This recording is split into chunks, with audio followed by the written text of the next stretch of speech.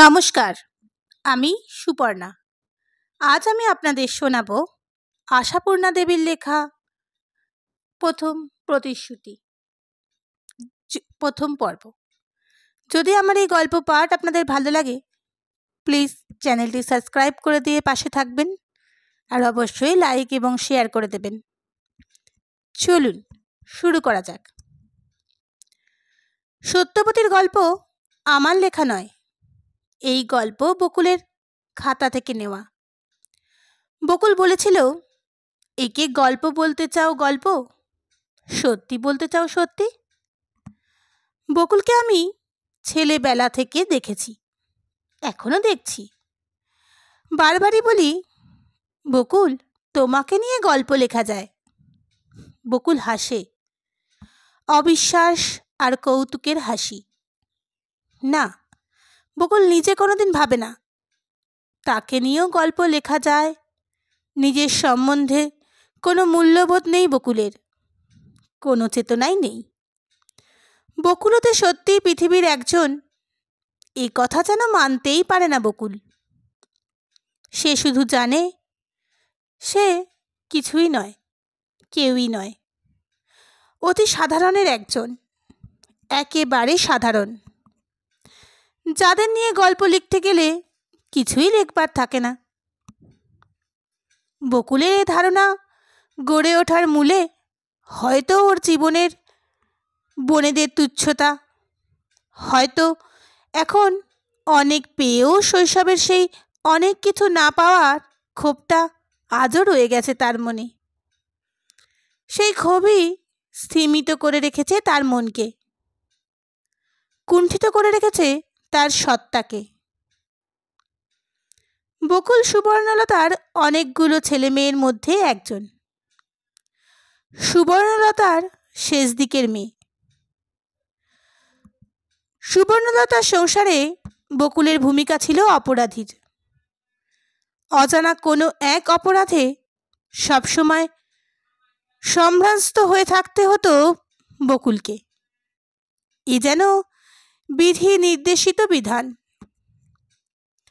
বকুলের শৈশব মন গঠিত হয়েছিল তাই অদ্ভুত এক আলো ছায়ার পরিমণ্ডলে, যার কতকাংশ শুধু ভয়, সন্দেহ, আতঙ্ক, ঘৃণা, আর কতকাংশ জ্যোতির্ময় রহস্যপুরীর উজ্জ্বল চেতনার উদ্ভাসিত। তবু মানুষজনকে ভালো না বেশে পারে না বকুল। মানুষকে ভালোবাসে বলেই তো। কিন্তু থাক, এটা তো বকুলের গল্প নয়। বকুল বলেছে, আমার গল্প যদি লিখতেই হয় তো সে আজ নয়, পরে। জীবনের দীর্ঘ পথ পার হয়ে এসে বুঝতে শিখেছে বকুল, পিতামহী প্রপিতামহীর ঋণ শোধ না করে নিজের কথা বলতে নেই। নিভৃত গ্রামের ছায়ান্ধকার পুষ্করিণী ভরা বর্ষায় উপচে ওঠে নদীতে গিয়ে মিশে স্রোত হয়ে ছোটে। সেই ধারায় ছুটে ছুটে একদিন সমুদ্রে গিয়ে পড়ে। সেই ছায়ান্ধকারের প্রথম ধারাকে স্বীকৃতি দিতে হবে বই কি। আজকের বাংলাদেশের অজস্র বকুল পারুলদের পিছনে রয়েছে অনেক বছরের সংগ্রামের ইতিহাস। বকুল পারুলদের মা, দিদিমা, পিতামহী আর প্রপিতামহীদের সংগ্রামের ইতিহাস।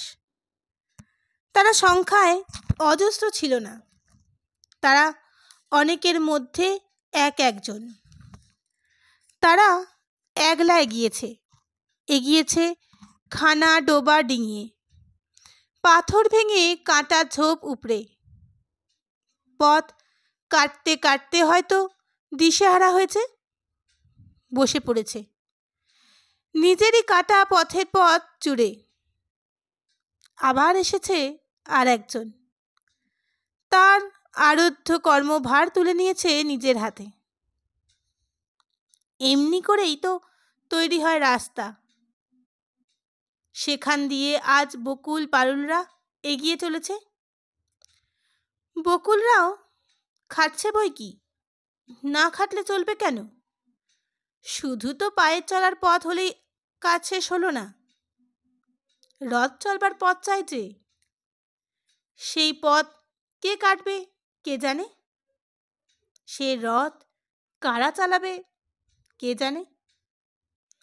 যারা চালাবে তারা হয়তো অলস কৌতূহলে অতীত ইতিহাসের পাতা উল্টে দেখতে দেখতে সত্যবতীকে দেখে হেসে উঠবে। নাকে নোলক আর পায়ে মল পড়া 8 বছরের সত্যবতীকে। বকুলও একসময় হাসত, এখন হাসে না। অনেকটা পথ পার হয়ে এসে বকুল পথের মর্মকথা বুঝতে শিখেছে। তাই সে সত্যবতীকে বকুল কোনো দিন চোখেও দেখেনি, তাকে দেখতে পেয়েছে স্বপ্নে আর কল্পনায়, মমতায় আর শ্রদ্ধায়। তাই তো বকুলের খাতায় সত্যবতীর এমন স্পষ্ট চেহারা আঁকা রয়েছে। নাকে নোলক, কানে সার মাকড়ি, পায়ে ঝাঁঝর মল, বৃন্দাবনী ছাপের 8 হাতি শাড়ি পরা 8 বছরের সত্যবতী। বিয়ে হয়ে গেছে বছর খানেক আগে, এখনো ঘর বসত হয়নি। অপ্রতিহত প্রতাপে পাড়া শুদ্ধ ছেলে মেয়ের দলনেত্রী হয়ে যথেচ্ছ খেলে বেড়ায়। সত্যবতীর মা ঠাকুমা জেঠি পিসি এঁটে উঠতে পারে না ওকে। পারে না হয়তো সত্যবতীর যথেচ্ছ চারের ওপর ওর বাপের কিছুটা প্রশ্রয় আছে বলে। সত্যবতীর বাপ রামকালী চাটুজ্জে বামুনের ঘরের ছেলে হলেও ব্রাহ্মণ জনিশ্চিত পেশা তার নয়। অন্য শাস্ত্রপালা বেদ বেদান্ত বাদ দিয়ে তিনি বেছে নিয়েছেন আয়ুর্বেদ। ব্রাহ্মণের ছেলে হয়েও কবিরাজি করেন রামকালী, তাই গ্রামে ওর নামে নারী টেপা বামুন। ওর বাড়ির নাম নারী টেপার বাড়ি। রামকালীর প্রথম জীবনটা ওর অন্য সব ভাই আর অন্যান্য জ্ঞাতিগোত্রদের চাইতে ভিন্ন, কিছুটা হয়তো বিচিত্র। নইলে ওই অধ্যাবসায়ী লোকটার ওইটুকু মেয়ে কেন? সত্যবতী তো রামকালীর প্রথম সন্তান। সে যুগের হিসেবে বিয়ের বয়স একেবারে পার করে ফেলে তবে বিয়ে করেছিল রামকালী। সত্যবতী সেই পার হয়ে যাওয়া বয়সের ফল। শোনা যায় নিতান্ত কিশোর বয়সে বাপের ওপর অভিমান করে বাড়ি থেকে পালিয়েছিলেন রামকালী। কারণটা যদিও খুব একটা ঘোরালো নয়, কিন্তু কিশোর রামকালীর মনে বোধ করি সেটাই বেশ জোরালো ছাপ মেরেছিল। কি একটা অসুবিধায় পড়ে রামকালীর বাবা জয়কালীর একদিনের জন্য সদ্য উপবীতধারী পুত্র রামকালীর ওপর ভার দিয়েছিলেন গৃহদেবতা জনার্দনের পূজা আরতির। মহোৎসাহে সে ভার নিয়েছিল রামকালী। তার আরতির ঘণ্টার ধ্বনিতে সেদিন বাড়ি শুদ্ধ লোক ত্রাহি জনার্দন ডাক ছেড়েছিল। কিন্তু উৎসাহের চোটে ভয়ঙ্কর একটা ভুল ঘটে গেল, মারাত্মক ভুল। রামকালী ঠাকুমা ঠাকুরঘর মর্জনা করতে এসে টের পেলেন সে ভুল। টের পেয়ে ন্যাড়া মাথার উপর কদম ছাড় চুল সজারু কাঁটার মতো খাড়া হয়ে উঠল তার। ছুটে গিয়ে ভাইপোর অর্থাৎ রামকালীর বাবা জয়কালীর কাছে প্রায় আছড়ে পড়লেন। সর্বনাশ হয়েছে জয়। জয়কালী চমকে উঠলেন। কি হয়েছে পিসি? ছেলেপুলিকে দিয়ে ঠাকুরের সেবা করালে যা হয় তাই হয়েছে। সেবা অপরাধ ঘটেছে। রেমো জনার্দনকে ফল বাতাসা দিয়েছে, জল দেয়নি। চড়াং করে সমস্ত শরীরের রক্ত মাথায় গিয়ে উঠল জয়কালীর। করে একটা আর্তনাদ ধ্বনি তুললেন তিনি। পিসি একটা হতাশ নিঃশ্বাস ফেলে সেই সুরেই সুর মিলিয়ে বললেন, হ্যাঁ, জানি না এখন কার কি অদৃষ্টে আছে। ফুল তুলসীর ভুল নয়, একেবারে তেষ্টার জল। সহসা জয়কালীর পায়ের খড়মটা খুলে হাতে নিয়ে চিৎকার করে উঠলেন, রেমো, রেমো। চিৎকারে রামকালী প্রথমটায় বিশেষ আশঙ্কিত হয়নি, কারণ পুত্র পরিজনদের প্রতি স্নেহ সম্ভাষণও জয়কালীর চাইতে খুব বেশি নিম্নগ্রামের নয়। অতএব সে বেলের আঠার হাতটা মাথায় মুছতে মুছতে পিতৃসকাশে এসে দাঁড়ালো। কিন্তু এ কি, জয়কালীর হাতে খড়ম! রামকালীর চোখের সামনে কতকগুলো হলুদ রঙের ফুল ভিড় করে দাঁড়ালো। ভগবানকে স্মরণ কর রেমো, জয়কালী ভীষণ মুখে বললেন। তোর কপালে আজ মৃত্যু আছে। রামকালীর চোখের সামনে থেকে হলুদ রঙের ফুলগুলো লুপ্ত হয়ে গেল। রইল শুধু নিরন্ধ্র অন্ধকার। সেই অন্ধকার হাতড়ে একবার খুঁজতে চেষ্টা করল রামকালী, কোন অপরাধে বিধাতা আজ তার কপালে মৃত্যুদণ্ড লিখেছেন। খুঁজে পেল না, খোঁজবার সামর্থ্যও রইল না। সেই অন্ধকারটা ক্রমশ রামকালীর চৈতন্যের ওপর ঝাঁপিয়ে পড়ল। জনার্দনের ঘরে আজ পুজো করেছিলিস তুই, না? রামকালী নীরব। পুজোর ঘরেই তাহলে কোনো অপরাধ সংঘটিত হয়েছে। কিন্তু কই, কি? যথারীতি হাত পা ধুয়ে তার পইতে পাওয়া চেলির জোড়াটা পরেই তো ঘরে ঢুকেছিল রামকালী। তারপর আসন, তারপর আচমন, তারপর আরতি, তারপর ঠাঁই করে মাথায় ধাক্কা লাগলো। জল দিয়েছিলি ভোগের সময়? এই প্রশ্নটি পুত্রকে করেছেন জয়কালী খড়মের মাধ্যমে। দিশেহারা রামকালী আরও ২-১০টা ধাক্কায় ভয়ে বলে উঠল, হ্যাঁ দিয়েছি তো। দিয়েছিলি? জল দিয়েছিলি? জয়কালীর পিসি যশোদা একেবারে নামের বিপরীত ভঙ্গিতে বলে উঠলেন, দিয়েছিলিস তো, সেই জল গেল কোথায় রে হতভাগা? গেলাস একেবারে শুকনো। প্রশ্নকর্ত্রী ঠাকুমা। বুকের গুরু গুরু ভাবটা কিঞ্চিত হালকা মনে হলো। রামকালী ক্ষীণ স্বরে বলে বসল, ঠাকুর খেয়ে নিয়েছে বোধ হয়। কি কি বললি? আর একবার ঠক করে একটা শব্দ, আর চোখ অন্ধকার হয়ে যাওয়া আরও গভীরতম অনুভূতি। লক্ষ্মী ছাড়া, শুয়োর, বান্দর, ঠাকুর জল খেয়ে নিয়েছে? শুধু ভূত হওনি তুমি, শয়তানও হয়েছ। ভয় নেই প্রাণে তোমার? ঠাকুরের নামে মিছে কথা। অর্থাৎ মিথ্যে কথাটা যত না অপরাধ হোক, ঠাকুরের নামের সঙ্গে জড়িত হয়ে ভীষণ অপরাধে পরিণত হয়েছে। রামকালী ভয়ের বশে আবারও মিছে কথা বলে বসে, হ্যাঁ সত্যি বলছি, ঠাকুরের নামে দিব্যি দিয়েছিলাম জল। বটে রে হারামজাদা, বামুনের ঘরের চাঁড়াল, ঠাকুরের নামে দিব্যি জল দিয়েছিস তুই? ঠাকুর খেয়ে ফেলেছে? ঠাকুর খায় জল? মাথার মধ্যে জ্বলছে। রামকালী মাথায় জ্বালায় অস্থির হয়ে সমস্ত ভয় ডর ভুলে বলে বসল, খায় না জানো তো দাও কেন? ও, আবার মুখে মুখে চোপা। জয়কালী আর একবার শেষমেশ খড়মটার সদ্ব্যবহার করলেন, করে বললেন, যা, দূর হয়ে যা, বামুনের ঘরের গরু, দূর হয়ে যা আমার সম্মুখ থেকে। এরই বেশি আর কিছুই করেনি জয়কালী। আর এরকম ব্যবহার তো তিনি সর্বদাই সকলের সঙ্গে করে থাকেন। কিন্তু কিসে যে কি হয়, রামকালীর চোখের সামনে থেকে যেন একটা পর্দা খসে গেল। চিরদিন সে জেনে আসছে জনার্দন বেশ একটু দয়ালু ব্যক্তি। কারণে অকারণে উঠতে বসতে বাড়ির সকলেই বলে, জনার্দন দয়া করো। কিন্তু কোথায় সেই দয়ার কণিকা মাত্র? রামকালী যে মনে মনে প্রাণ ফাটিয়ে চিৎকার করে প্রার্থনা করল, ঠাকুর এই অবিশ্বাসীদের সামনে একবার নিজ মূর্তি প্রকাশ করো, একবার অলক্ষ্য থেকে দৈববাণী করো। ওরে জয়কালী, বৃথা ওকে উৎপীড়ন করছিস। জল আমি সত্যিই খেয়ে ফেলেছি। এক মুঠো বাতাস খেয়ে ফেলে বড্ড তেষ্টা পেয়ে গিয়েছিল। না, দৈববাণীর ছায়া মাত্র নেই। সেই মুহূর্তে আবিষ্কার করল রামকালী, ঠাকুর মিথ্যে, দেবতা মিথ্যে, পুজো পাঠ প্রার্থনা সবই মিথ্যে। অমোঘ সত্য শুধু খড়ম। পৈতের সময় তার একজোড়া খড়ম হয়েছে, তার উপযুক্ত ব্যবহার কবে করতে পারবে রামকালী কে জানে। অথচ এই দণ্ডে সমস্ত পৃথিবীর ওপরই সে ব্যবহারটা করতে ইচ্ছে করছে। পৃথিবীতে আর থাকবো না আমি, প্রথমে সংকল্প করল রামকালী।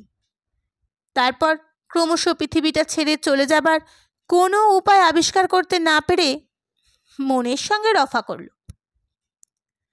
পৃথিবীটা আপাতত হাতে থাক, ওটা তো যখন ইচ্ছেই ছাড়া যাবে।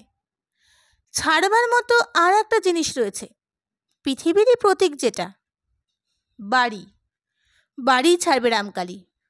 জন্মে আর কখনো জনার্দনের পুজো যাতে না করতে হয়। তখনও নারী টেপার বাড়ি নাম হয়নি, আদি ও অকৃত্রিম চাটুর্যে বাড়িই ছিল। সকলের শ্রদ্ধা সমীহের আধার ছিল। কাজেই বেশ কিছুদিন গ্রামে সারা পড়ে রইল চাটুর্যেদের ছেলে হারিয়ে যাওয়া নিয়ে। গ্রামের সমস্ত পুকুরে জাল ফেলা হলো। গ্রামের সকল দেবদেবীর কাছে মানসিক মানা হলো। রামকালীর মা রোজ নিয়ম করে ছেলের নামে ঘাটে প্রদীপ ভাসাতে লাগলো। জয়কালী নিয়ম করে জনার্দনের ঘরে তুলসী চড়াতে লাগলেন, কিন্তু কিছুই হলো না। ক্রমশ সকলে প্রায় যখন ভুলেই গেল চাটুর্যে যে রামকালী বলে একটা ছেলে ছিল, তখন গ্রামের কোন এক যুবক একদিন ঘোষণা করল রামকালী আছে, সে মুকুশতাবাদে গিয়েছে। সেখানে নিজের চোখে দেখে এসেছে রামকালীর নবাব বাড়ির কোবরেজ গোবিন্দগুপ্তর বাড়িতে রয়েছে, তার সাকরেদি করে কবিরাতি শিখছে। শুনে ফ্যাল ফ্যাল করে তাকিয়ে রইল জয়কালী। ছেলের বেঁচে থাকার খবর আর ছেলের জাত যাওয়ার খবর, যুগপৎ উল্টো পাল্টা দুটো খবরে তিনি ভুলে গেলেন আনন্দে হৈ হৈকার করতে হবে কি শোকে হাহাকার করতে হবে।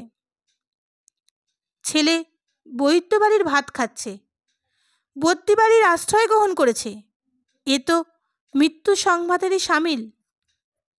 অথচ রামকালী এ যাবৎ মরেনি, এ কথা জেনে প্রাণের মধ্যে কি যেন ঠেলে ঠেলে উঠছে। কি সে আনন্দ, আবেগ, অনুতাপের যন্ত্রণা, মুক্তির সুখ? গ্রামের সকলের সঙ্গে পরামর্শ করতে লাগলেন জয়কালী। অবশেষে রায় বেরোল জয়কালীর নিজের একবার যাওয়া দরকার, সরেজমিনে তদন্ত করে দেখে আসুক প্রকৃত অবস্থাটা কি। তাছাড়া সে লোক প্রকৃতই রামকালী কিনা তাই বা কে জানে?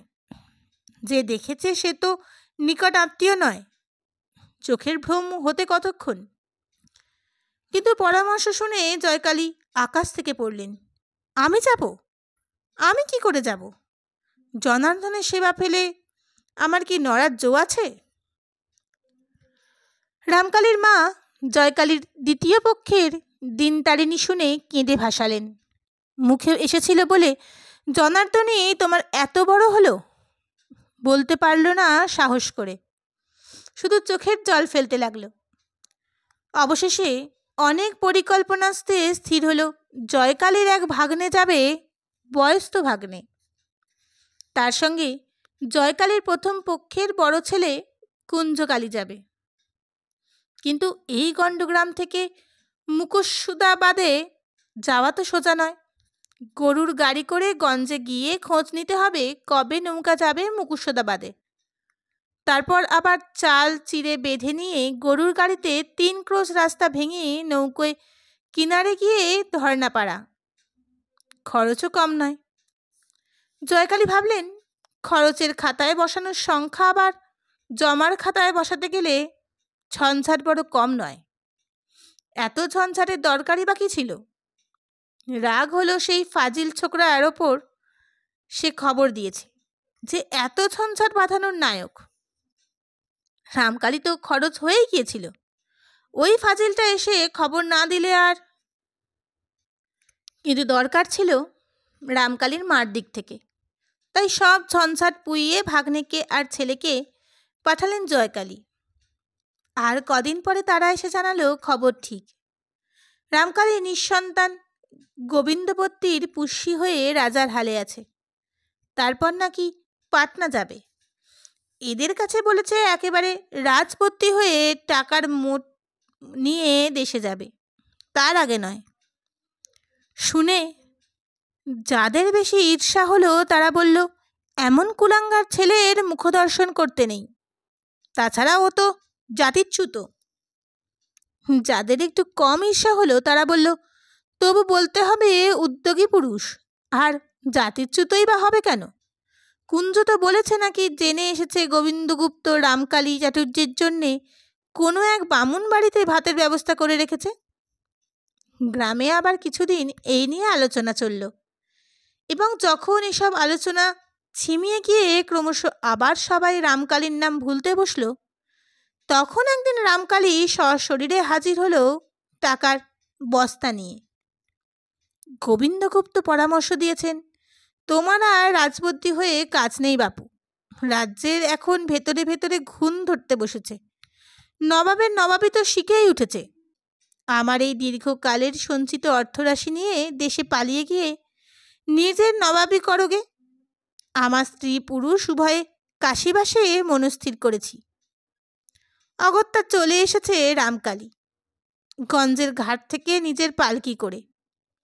গোবিন্দগুপ্তর পালকিটাও পেয়েছে রামকালী, নৌকোয় চাপিয়ে নিয়ে এসেছে। কিন্তু তখন জয়কালী মারা গেছেন, এই এক মস্ত আফসোস। বাবাকে একবারও দেখাতে পারল না রামকালী। সেই তাড়িয়ে দেওয়া ছেলে মানুষটা মানুষ হয়ে ফিরল। গঞ্জের মেলায় যেমন লোকে দল বেঁধে 5 পেরে গরু দেখতে ছোটে, তেমনি করে দেশের সমস্ত লোক আসতে লাগলো রামকালীকে দেখতে। রামকালী মনে মনে বিব্রত হলেও সকলকে যথোচিত মান্য করল এবং বয়োজ্যেষ্ঠ সকলকে 1 জোড়া করে ধুতি ও নগদ 2 টাকা দিয়ে প্রণাম করল। ঘরে ঘরে সবাই বলা বলি করতে লাগলো, ওহ, কি উঁচু নজরটাই হয়ে এসেছে। অনেকে নিজের নিজের চিরদিন বাড়ি বসে থাকা ছেলেগুলোর দিকে তাকিয়ে নিঃশ্বাস ফেলল। তবু কিছুদিন একটু জাতে ঠেলা হয়ে থাকতে হয়েছিল বই কি রামকালীকে। বাড়িতে শুতো, খেত। বাড়ির ছোট ছেলেপুলে দৈবাত কেউ রামকালীকে ছুঁয়ে ফেললে তাকে কাপড় ছাড়ানো হতো। কিন্তু রামকালী একদিন গ্রাম কর্তাদের ডেকে সালিশ মারল। এটা কেন হবে? একটি দিনের জন্য সে বৈদ্যের অন্ন গ্রহণ করেনি, একদিনের জন্য কোনো অনাচার করেনি। শুধু শুধু পতিত হয়ে থাকতে হবে কেন তাকে? গ্রামকর্তারা মাথা চুলকে হে হে করে লাগলেন।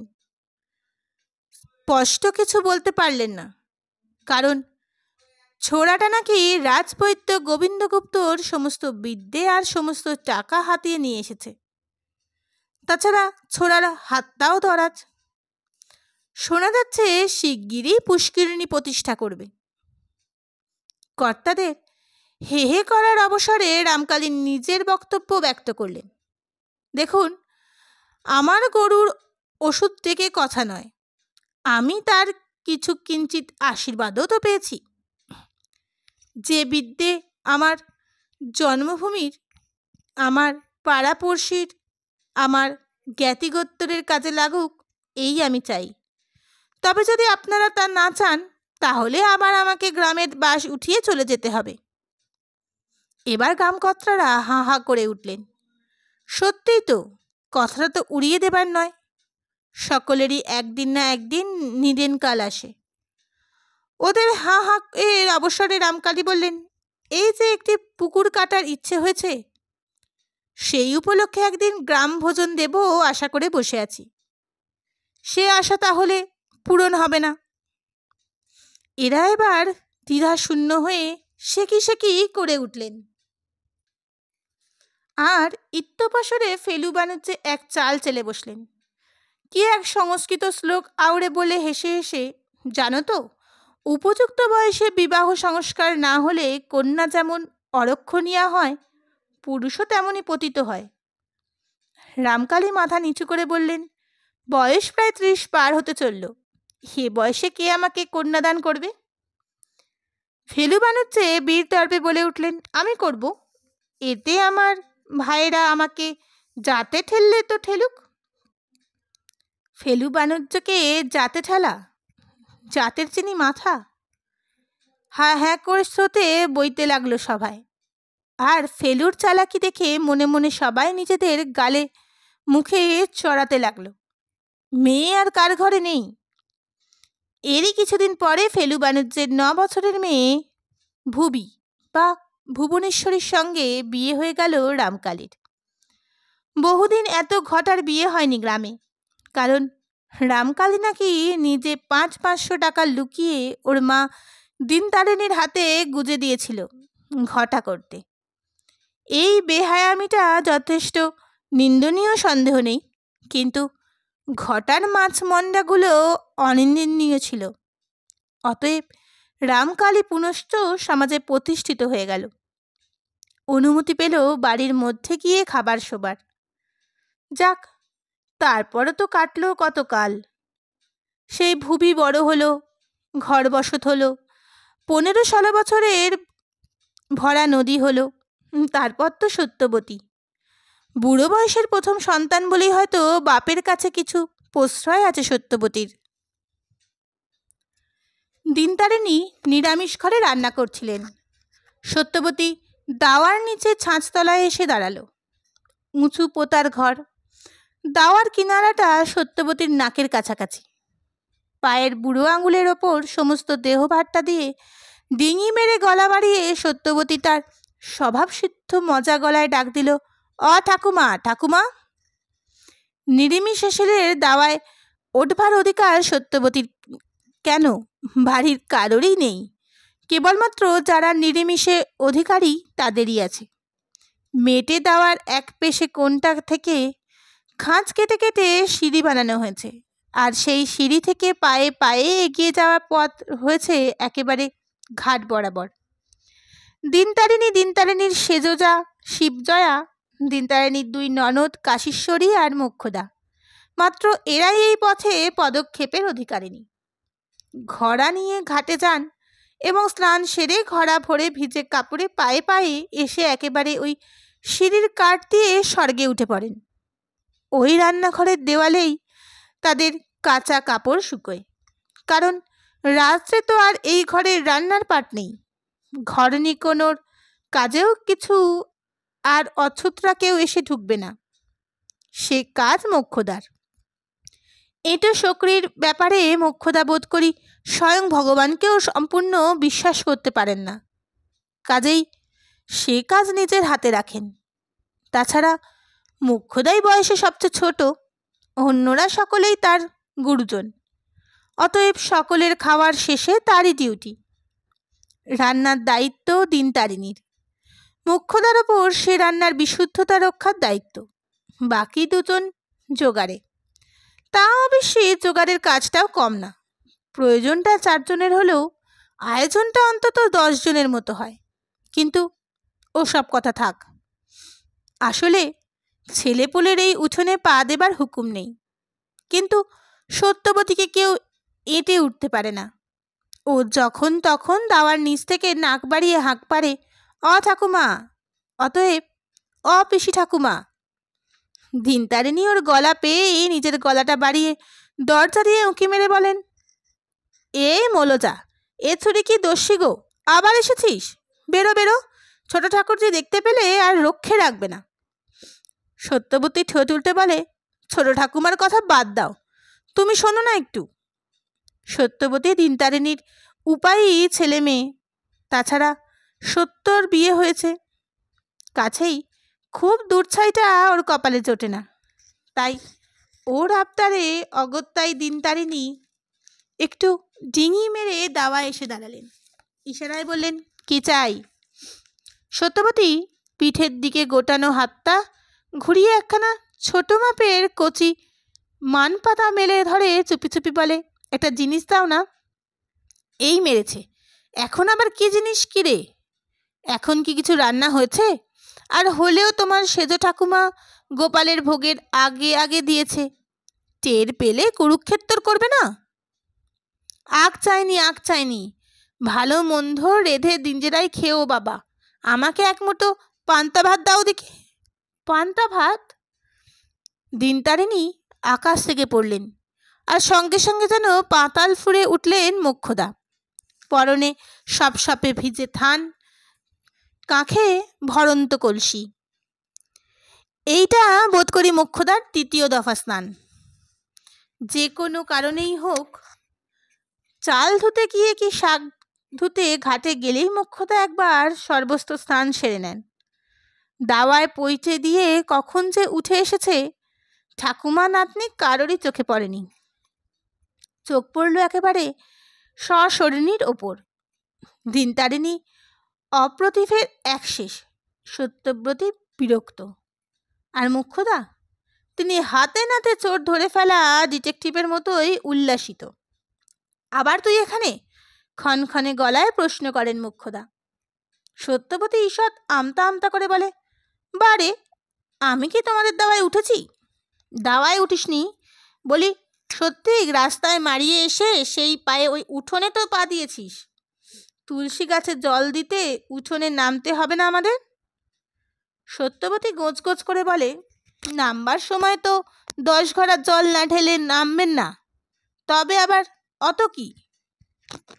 মুখে মুখে চোপা করছিস নে সত্য, অভ্যেস ভালো কর।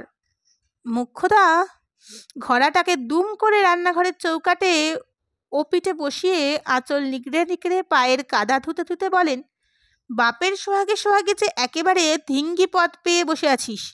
বলি, শ্বশুর ঘর করতে হবে না? পরের বাড়ি যেতে হবে না? আর কদিন ধিঙ্গি নাচ নেচে বেড়াবি?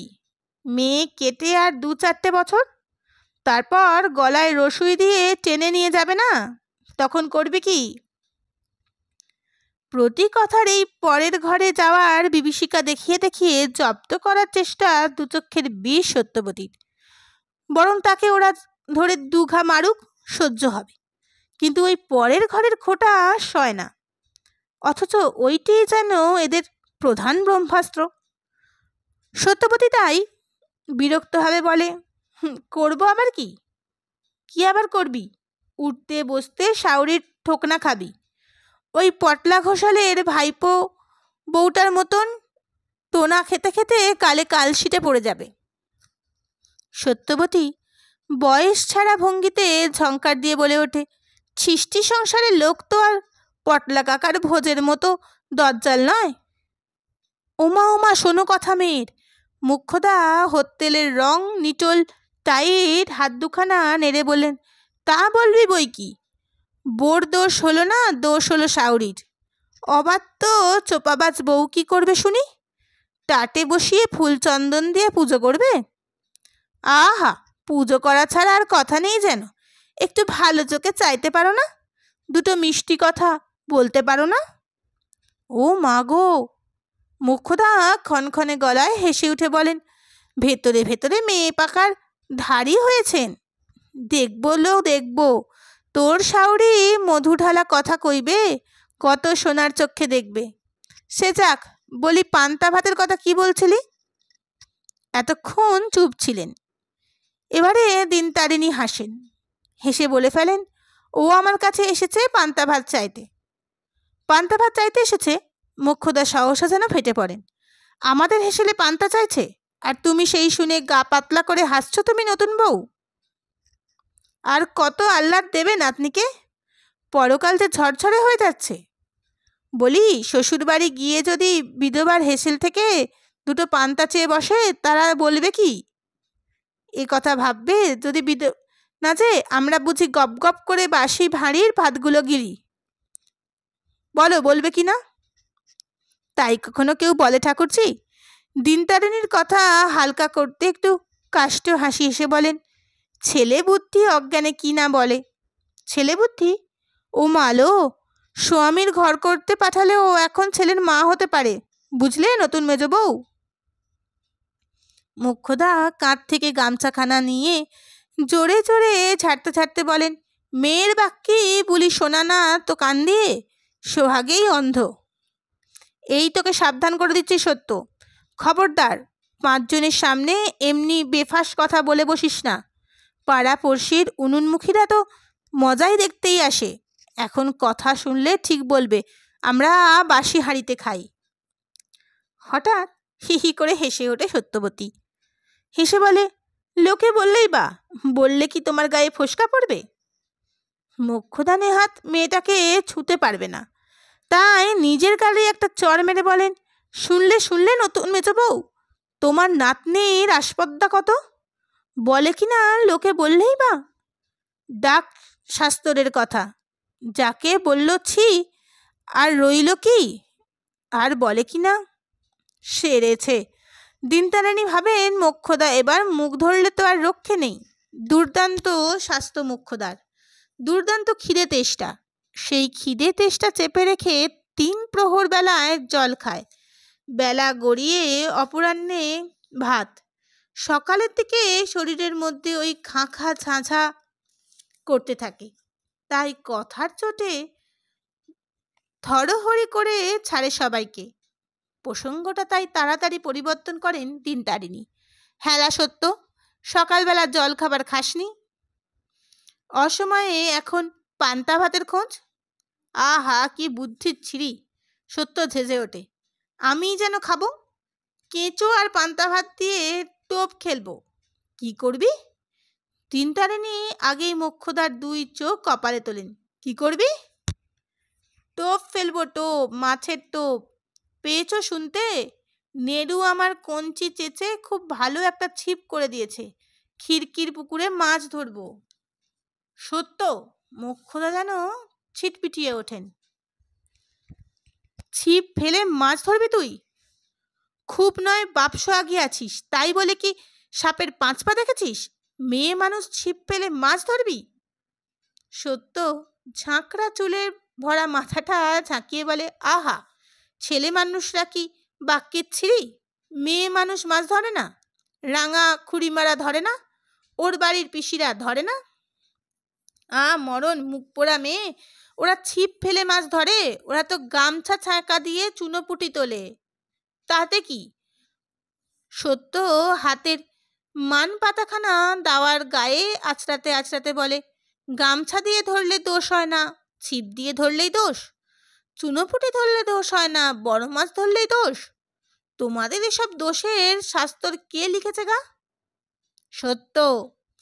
দিনতারিণী কড়া স্বরে বলেন, 1 ফোঁটা মেয়ে, অত বাক্যি কেনলা? ঠিক বলেছে ছোট ঠাকুরজি, পরের ঘরে গিয়ে হাড়ির হাল হবে এরপর। বাবা, বাবা, 2টো পান্তা চাইতে এসে কি খোয়ার? যাচ্ছি আমি আর শেষেলের ওদের কাছে। যাব কি?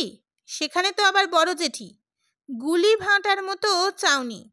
খেদিদের বাড়ি থেকেই নিলেই হতো তার চেয়ে। কি বললি? খেদিদের বাড়ি থেকে ভাত? কায়েত বাড়ির ভাত নিয়ে ঘাঁটবি তুই? ঘেঁটেছি নাকি? বাবা বাবা, ফি হাত তোমাদের খালি দোষ আর দোষ। আচ্ছা যাচ্ছি আমিও হেসেলেই, কিন্তু যখন বড় মাছ ধরবো তখন দেখো। বলে সত্য আছড়ানোর চোখ দিয়ে চিড়ে চিড়ে যাওয়া মানপাতাটাকে হাত থেকে ছুঁড়ে ফেলে দিয়ে চলে যায় দাওয়ার কোণ বরাবর ধরে ও মহলে। সেখানে বিরাট এক কর্মযজ্ঞের কাণ্ড চলছে অহরহ। দিনে 2 বেলার 200-250 পাত পড়ে। সেখানেও এমনি উঁচু পোতার রান্নাঘর, তবে দাওয়ায় উঠতে তেমন বাধা নেই। বেপরোয়া উঠে গেল সত্য, আর এদিক ওদিক তাকিয়ে দাওয়ার কোণ থেকে একখানা খালি নারকলের মালা কুড়িয়ে নিয়ে রন্ধনশালার দরজার সামনে এসে দাঁড়িয়ে সাহসে ভর করে বলল, বড় জেঠি। সারাদিন ঘুমোটের পর হঠাৎ এক চিলতে ঠান্ডা হাওয়া উঠল, গা জুড়িয়ে এলো, কিন্তু প্রাণে জাগছে আতঙ্ক। সময়টা খারাপ, চৈত্রের শেষ। ঈশান কোণে মেঘ জমেছে, তার কালো ছায়া আধখানা আকাশকে যেন ঘোমটা পরিয়ে দিল। যেন একটা দুরন্ত দৈত্য হঠাৎ পৃথিবীর ওপর ছাপিয়ে পড়বার আগের মুহূর্তে পায়তারা কষছে। মাঠে ঘাটে পথে পুকুরে যে যেখানে বাইরে ছিল, তারা ঘন ঘন আকাশের দিকে তাকাতে তাকাতে হাতের কাজ চটপট সারতে শুরু করলো। আর বাতাসে বাতাসে তরঙ্গ তুলে গ্রামের এ প্রান্ত থেকে ও প্রান্ত অবধি ছড়িয়ে পড়ল এক টানা একটা সানুনাসিক স্বরের ধুয়ো। সেই স্বর ধাপে ধাপে চড়ছে, মাঝে মাঝে খাদে নামছে। আর ভাষাটা এই, বুধি আয়, সুন্দরী আয়, মুংলি আয়, নক্ষী আয়। ঝড়ের আশঙ্কায় গৃহপালিত অবলা জীবগুলিকে গোচারণ ভূমি থেকে গোয়ালে ফেরাবার আহ্বান জানানো হচ্ছে। সত্যবতী জানে না ঝড়ের আগের মুহূর্তে কিংবা সন্ধ্যার আগে গরুগুলোকে যখন ডাক দেওয়া হয় অমনি নাকি নাকি সুরে ডাক হয় কেন। ও জানে এই নিয়ম। অবশ্যই যারা ডাকে তারা নিজেরাই বা ৮ বছরের সত্যবতীর চাইতে বেশি কি জানে। তারা জ্ঞান অবধি দেখে আসছে গরুকে সাত সন্ধ্যায় ঘরে ফিরিয়ে আনবার সময় আকাশ বাতাস কাঁপিয়ে যে আহ্বানটা জানানো হয় সেটার সুর সানুনাসিক। কে জানে কোন কালে কোন বয়ঃপ্রাপ্ত গরু মানুষের ভাষা শিখে ফেলে, মানুষের কাছে তার পছন্দ অপছন্দের নমুনাটা জানিয়েছে কিনা, বলেছে কিনা এই সানুনাসিক স্বরটাই আমাদের রুচিকর। আপাতত দেখা যাচ্ছে ওই অবলা জীবগুলি এই এক প্রান্ত ও প্রান্ত ধুয়োতে সচকিত হয়ে দ্রুত গতিতে গোয়ালমুখী হচ্ছে। তারাও গলা তুলে আকাশটাকে দেখে নিচ্ছে একবার একবার। সত্যবতী একবার সংবাদ বহন করে দ্রুত গতিতে পানুচ্চে পাড়া থেকে বাড়ির দিকে আসছিল। তবুও আশেপাশে ধুয়ো শুনে অভ্যাসবশে গলা চড়িয়ে হাঁক পারল, শ্যামলী আয়, ধবলি আয়। আমবাগানের ওদিক দিয়ে রামকালী ফিরছিলেন রায়পাড়া থেকে পায়ে হেঁটে। পালকিটি ধার নিয়ে আসতে হয়েছে রামপাড়ায়। গ্রাম বৃদ্ধ রায়মশাইয়ের অবস্থা খারাপ। খবর পেতে নারী দেখতে গিয়েছিলেন রামকালী। নারীর অবস্থা দেখে গঙ্গা যাত্রার ব্যবস্থা দিলেন, আর ব্যবস্থা দিয়েই পড়লেন বিপাকে। রায়মশাইয়ের ছেলেরা দুজনেই গত হয়েছে, আছে ৩ নাতি, কিন্তু তাদের এমন সঙ্গতি নেই যে পালকি ভাড়া দিয়ে আজ 4টে বেহারাকে মজুরি জলপানি দিয়ে ঠাকুরদার গঙ্গা যাত্রা করাবে। অথচ অমন নিষ্ঠাবান সদাচারী প্রাচীন মানুষটাকে ঘরে পড়ে মরবে, এটাই বা চোখে দেখে সহ্য করা যায় কি করে? আর গেলে ত্রিবেণীর গঙ্গাই উত্তম। গঙ্গা যাত্রার ঘোষণা শুনেই রায়মশাইয়ের নাতিরা যেই মুখ চাওয়াচাই করল, সঙ্গে সঙ্গেই বলতে হলো রামকালীকে, পালকির জন্য চিন্তা করো না, আমার পালকিতেই যাবে রায় কাকা। নাতিরা অস্ফুট একবার বলল, আপনাকে রোগী দেখতে দূরে দূরে যেতে হয়, পালকিটা দিলে। রামকালী গম্ভীর হাস্যে বললেন, তবে নয় ঠাকুরদাকে কাঁধে করেই নিয়ে যাও, 3 নাতি রয়েছে উপযুক্ত। বয়োজ্যেষ্ঠের পরিহাস বাক্যে হেসে ফেলবে এমন বেয়াদবির কথা অবশ্য ভাবাই যায় না। কাজে কাজেই 3 জনে ঘাড় চুলকোতে লাগলো। আর ওরই মধ্যে যে বড়, সে সাহসে ভর করে বলল, ভাবছিলাম গো গাড়ি করে। ভাবাটা খুব উচিত হয়নি বাপু। রামকালী বললেন, গো গাড়ি চড়িয়ে নিয়ে গেলে ওই 92 বছরের জীর্ণ খাঁচাখানা কি আর প্রাণ পাখি সমেত গঙ্গা পর্যন্ত পৌঁছবে? পাখি খাঁচা ছাড়া হয়ে উড়ে যাবে। আমিও ওর সন্তান তুল্য বাপু, তোমাদের সংকোচ করবার কিছু নেই। তাছাড়া চটপট ব্যবস্থার দরকার, কখন কি হয় বলা যায় না। রায়মশাইয়ের ঘোলাটে চোখ দুটো থেকে 2 ফোঁটা জল গড়িয়ে পড়ল। তিনি শিরাবহুল শীর্ণ ডান হাতখানা আশীর্বাদের ভঙ্গিতে তুলে বললেন, জয়স্তু।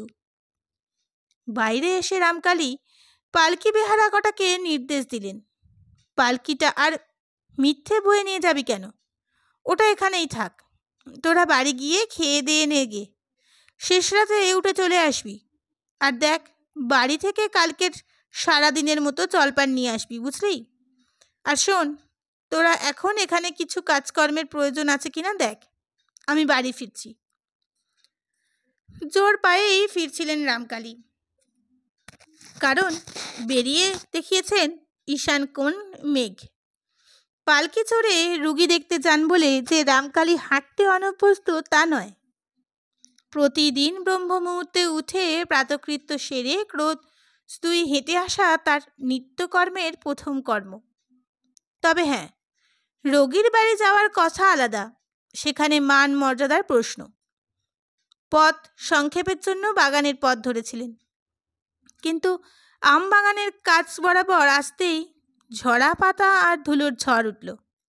রামকালী তাড়াতাড়ি বাগানের মাঝামাঝি থেকে বেরিয়ে কিনারায় এলেন, আর আসতে না আসতেই থমকে দাঁড়িয়ে পড়লেন। গলাকার 70 না?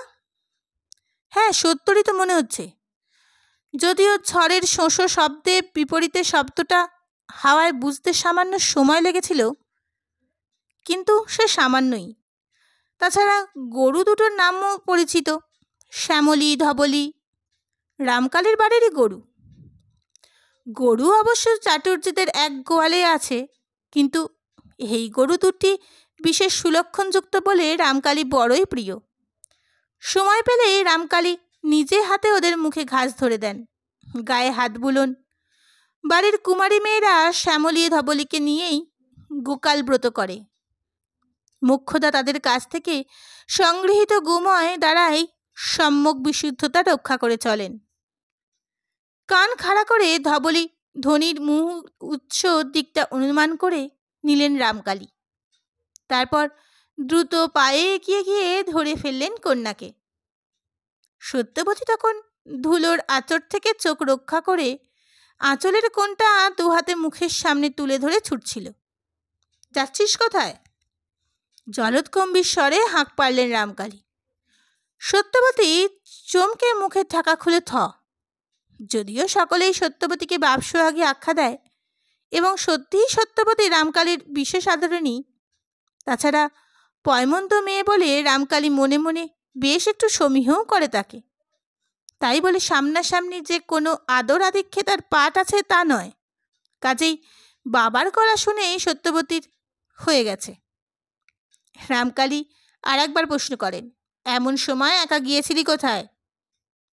সত্যবতী ক্ষীণ কণ্ঠে বলেন, সেজপিসির বাড়ি। সত্যবতী যাকে সেজপিসি আখ্যা দিলেন, তিনি হচ্ছেন রামকালীর খুড়তুতো বোন। এ গ্রামেই শ্বশুর বাড়ি, এ গ্রামেই বাস। রামকালী ভুরু কুচকে বললেন, অত দূরে আবার একা একা যাবার দরকার কি? সঙ্গে কেউ নেই কেন? এই জন্যই সত্যবতী বাপসোহাগী আখ্যা। চর নয়, চাপড় নয়, নিদেন একটা কানমোলাও নয়, শুধু একটু কৈফের তলব। সত্যবতী এবার সাহস পেয়ে বলে, না একা না, পুণ্যি পিসি আর নেরু ছিল। তারপর আমি এই তোমাকে ডাকতে ছুটতে ছুটতে আসছি। আমাকে ডাকতে ছুটতে ছুটতে আসছিস? রামকালী ভুরু কুচকে বললেন, কেন, আমার কি দরকার? সত্যবতী এবার পূর্ণ সাহসে ভয় করে সোৎসাহে বলে, জটাদার বউ যে মরো মরো, নারী ছেড়ে গেছে। তাই সেজপিসি কেঁদে বলল, যা সত্য, একবার মেজদাকে ডেকে নিয়ে আয় যেখানে পাস। তা আমি রায়পাড়া গিয়ে শুনলাম তুমি এইমাত্র চলে এসেছ। আবার রায়পাড়াও গিয়েছিলি? না, বিপদ করলে দেখছি। জটার বউয়ের আবার হঠাৎ কি হলো যে নারী ছেড়ে যাচ্ছে? যাচ্ছে কি বাবা? সত্য আরও উৎসাহে সহকারে বলল, গেছে। সেজপিসি চেঁচাচ্ছে, বুক চাপড়াচ্ছে আর বালিশ বিছানা সরিয়ে নিচ্ছে। আহ, কি যে বলে, চল দেখি গে। রামকালী বলেন, ঝড় উঠে পড়ল, একটু বৃষ্টি আসবে, কি মুশকিল হয়েছে কি? কিছু নয়। সেজপিসি বললে রান্না বান্না সেরে যেই খেতে বসেছে জটার বউ, অমনি জটাদা পান ছেড়েছে। জটার বউ বলেছে পান ফুরিয়ে গেছে। ব্যাস, বাবু মহারাজের রাগ হয়ে গেছে, দিয়েছে ঠাঁই করে পিঠের ওপর লাথি। আর অমনি জটার বউঠান কাশিতে মুখ থুবড়ে। হঠাৎ খুক খুক করে হেসে ওঠে সত্যবতী। হাসছিস যে? ধমকে উঠলেন রামকালী। বিরক্ত হলেন, কি অসভ্য হচ্ছে মেয়েটা, হাসির কি সময় অসময় নেই? বললেন, মানুষ মরছে দেখে হাসতে হয়, এই শিক্ষা দীক্ষা হচ্ছে? সত্যবতী নিতান্তই হেসে ফেলেছিল। এখন বাপের ধমক সামলে নিয়ে মুখটা ম্লান করবার চেষ্টা করে বললে, সেজপিসি বলছিল সেই না ধাক্কা খাওয়া অমনি কুমড়ো গড়াগড়ি হয়ে যাওয়া থেকে উঠোনে পড়ে গেল। কষ্টে হাসি চেপে ফের বললে সত্যবতী, জটাদার বউ অনেক ভাত খায় না বাবা, তাই অত মোটা। আহ, বলে বিরক্তি প্রকাশ করে তাড়াতাড়ি এগোতে থাকেন রামকালী। সত্যবতীও হাঁটার কিছু কম দর নয়, বাপের সঙ্গে সমানই এগোতে থাকে। রামকালী জটার বউয়ের জন্য সহানুভূতিতে যতটা না হোক, জটার ব্যবহারে মনে মনে অত্যন্ত বিরক্ত বোধ করেন। হতভাগা বামুনের ঘরের গরু, পেটে ক অক্ষরের আঁচড় নেই, গাঁজাগুলি সবেতেই ওস্তাদ, আবার বংশ ছাড়া বিদ্যে হয়েছে বউ ঠ্যাঙানো। জটা ফটার বাপ তো অমন ছিল না, বরং রামকালীর গুণবতী বোনই লোকটাকে সারা জীবন জ্বালিয়ে পুড়িয়ে খেয়েছে। কে জানে কিভাবে বেট করে লেগেছে। সত্যিই যদি মরে টরে যায়, দস্তুর মতো ফ্যাকাশে পড়তে হবে। সত্যবতীর কথা ভুলে গিয়ে আরও জোরে পা চালালেন রামকালী। সত্যবতী এবার দৌড়াতে শুরু করে। হেরে যাবে না সে। চোখ কপালে ওঠে স্থির হয়ে গেছে, মুখে ফেনা ভেঙে সে ফেনা শুকিয়ে উঠেছে, হাত পা ঠান্ডা পাথর। সন্দেহ আর নেই, সমস্ত লক্ষণই যথেষ্ট। তুলসীতলায় শুইয়ে দেওয়া হয়েছে ইতিমধ্যে। অবশ্য কষ্ট করে আর ঘর থেকে বয়ে আনতে হয়নি। লাথি খেয়ে গড়িয়ে তো উঠোনেই পড়েছিল তুলসীতলার কাজ বরাবর। দণ্ডখানেকের মধ্যে বেতার বার্তায় সারা পাড়ায় সংবাদ রটে গেছে এবং পাড়া ছেঁটিয়ে মহিলাবৃন্দ এসে জড়ো হয়েছেন আসন্ন ঝড়ের আশঙ্কা তুচ্ছ করে। ব্যাপারটা তো কম রংদার নয়। দৈনন্দিন বৈচিত্র্যশূন্য জীবননাট্যের মধ্যে এমন একটা জোরালো দৃশ্য দর্শনের সৌভাগ্য জীবনে কবার আসে? প্রথমে সমস্ত জনতার মধ্যে উঠল একটা চাপা উত্তেজনার আলোড়ন। জটা নাকি বউটাকে একেবারে শেষ করে ফেলেছে। তারপর হায় হায়, জটা সম্পর্কে মন্তব্যগুলিও এখন আর জটার মার কানে বাঁচিয়ে হচ্ছে না। কারণ স্পষ্ট কথা বলে নেবার মতো এহেন যোগী বা খার জীবনে কবার আসে? সত্যিই শেষ হয়ে গেছে। ছি ছি ছি, কি খুনে দোষী ছেলে গো! ধনী সন্তান পেটে ধরেছিল মাগি। আচ্ছা, জটাই বা এত গুঁয়ার হলো কোথা থেকে? ওর বাপ তো ভালো, মহা ভালো মানুষ ছিল। হলো কোত্থেকে? তুমি আর জ্বালিও না ঠাকুরজি। বলি, গর্ভধারিণীটি কেমন? এ হচ্ছে খোলের গুণ। আহা, হাবা গোবা নিকট ভালো মানুষ বউটা। মা বাপের বাছা বেঘরে প্রাণটা গেল। এমন নানাবিধ আলোচনা চলতে থাকে একটা মেয়ে মানুষের জন্যে। এর চাইতে আর কত বেশি দরদ আশা করা যায়? প্রতিবেশিনীদের আক্ষেপক্ষীগুলো নীরবে হজম করতে বাধ্য হচ্ছিল জটার মা। কারণ আজ তিনি বড়ই বেকায়দায় পড়ে গেছেন। তাই সমস্ত মন্তব্য চাপা পড়ে যায় এমন সুরে মরা কান্নাটা জুড়ে দেন তিনি। বুক চাপড়ে চাপড়ে মর্মভেদী হৃদয় বিদারক ভাষা ইনিয়ে বিনিয়ে। বাড়ির কাছাকাছি আসতে না আসতেই শুনতে পেলেন রামকালী খুঁড়তুতো ছোট বোনের সেই পাঁজর ভাঙা শোক গাথা। ওরে আমার ঘরের লক্ষ্মী, ঘর ছেড়ে আজ কোথায় গেল রে? ওরে সোনার পিতিমেকে বিসর্জন দিয়ে অমনি কোন প্রাণ ফিরে সংসার করবে রে? ওরে জটা, তোর যে নগরে না উঠতেই বাজারে আগুন লাগলো রে। সত্যবতী বলে উঠল, যা, সর্বনাশ হয়ে গেল। দ্রুত পদক্ষেপে হঠাৎ স্থিমিত হলো। ভুরুটা একবার কুঁচকলেন রামকালী। যাক, তাহলে হয়েই গেছে। তবে আর তিনি গিয়ে কি করবেন? এখন জটা হতভাগার কপালে কত দুর্গতি আছে কে জানে। হঠাৎ ভয়ানক রকম একটা চিৎকার উঠল, বোধ করি ফিনিশিং টাচ। ওরে বাবা রে, আমার কি সর্বনাশ হলো রে! কি রাঙের রাঙা বউ এনেছিলি রে! রামকালী পায়ে পায়ে এগোতে এগোতে সহসা দরজার কাছাকাছি এসে ঘুরে দাঁড়িয়ে বললেন, যাক, সত্যি তো শেষ হয়ে গেছে তাহলে। সত্যই তুই বাড়ি যা। সত্যবতী কাট। বাড়ি? একলা কেন? একলা কেন?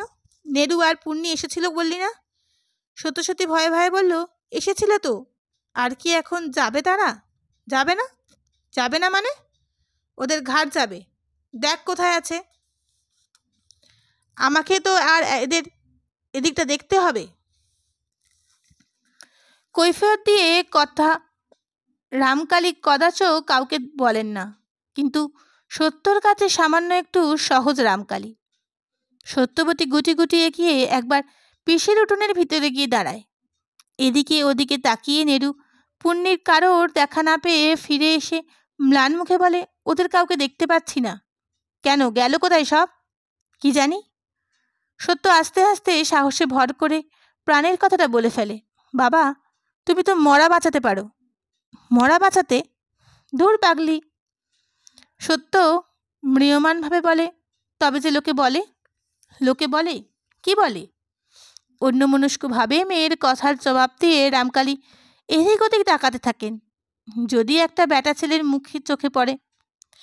এসে যখন পড়েছেন তিনি, দায়িত্ব এড়িয়ে চলে যেতে তো পারবেন না। জটাদের তেমন বাঁশঝাড় না থাকে, রামকালীর বাগান থেকেই বাঁশ কেটে আনতে হুকুম দেবেন। কিন্তু কই, কে কোথায়? বাড়ির ভিতর থেকে সুর উঠছে নানা রকম, বাইরেটা শূন্য, স্তব্ধ। ভালোর মধ্যে আকাশটা হঠাৎ মেঘ উড়ে গিয়ে দিব্যি পরিষ্কার হয়ে উঠেছে, আর বোঝা যাচ্ছে সন্ধ্যার এখনো দেরি আছে। হঠাৎ সত্যবতী একটা অসম সাহসী কাণ্ড করে বসে। বাপের একখানা হাত দুটো হাতে চেপে ধরে রুদ্ধকণ্ঠে বলে ওঠে, বলে যে কবরেজ ভাই মরা বাঁচাতে পারেন। দাও না বাবা একটুখানি ওষুধ জটাদার বউকে।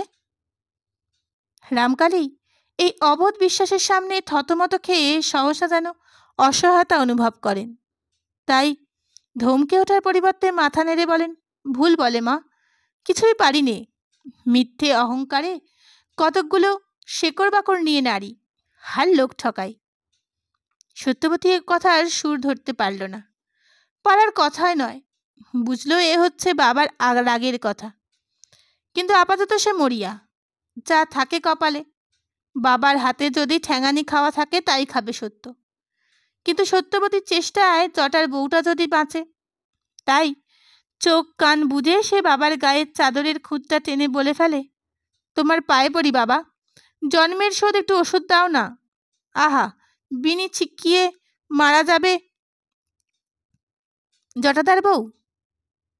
মরার পর যে আর চিকিৎসা চলে না, এ কথা আর মেয়ের কাছে ব্যাখ্যা করতে পারলেন না রামকালী। শুধু একটা নিঃশ্বাস ফেলে ফের ঘুরে দাঁড়িয়ে বললেন, চল দেখি। নমস্কার, আমি সুপর্ণা।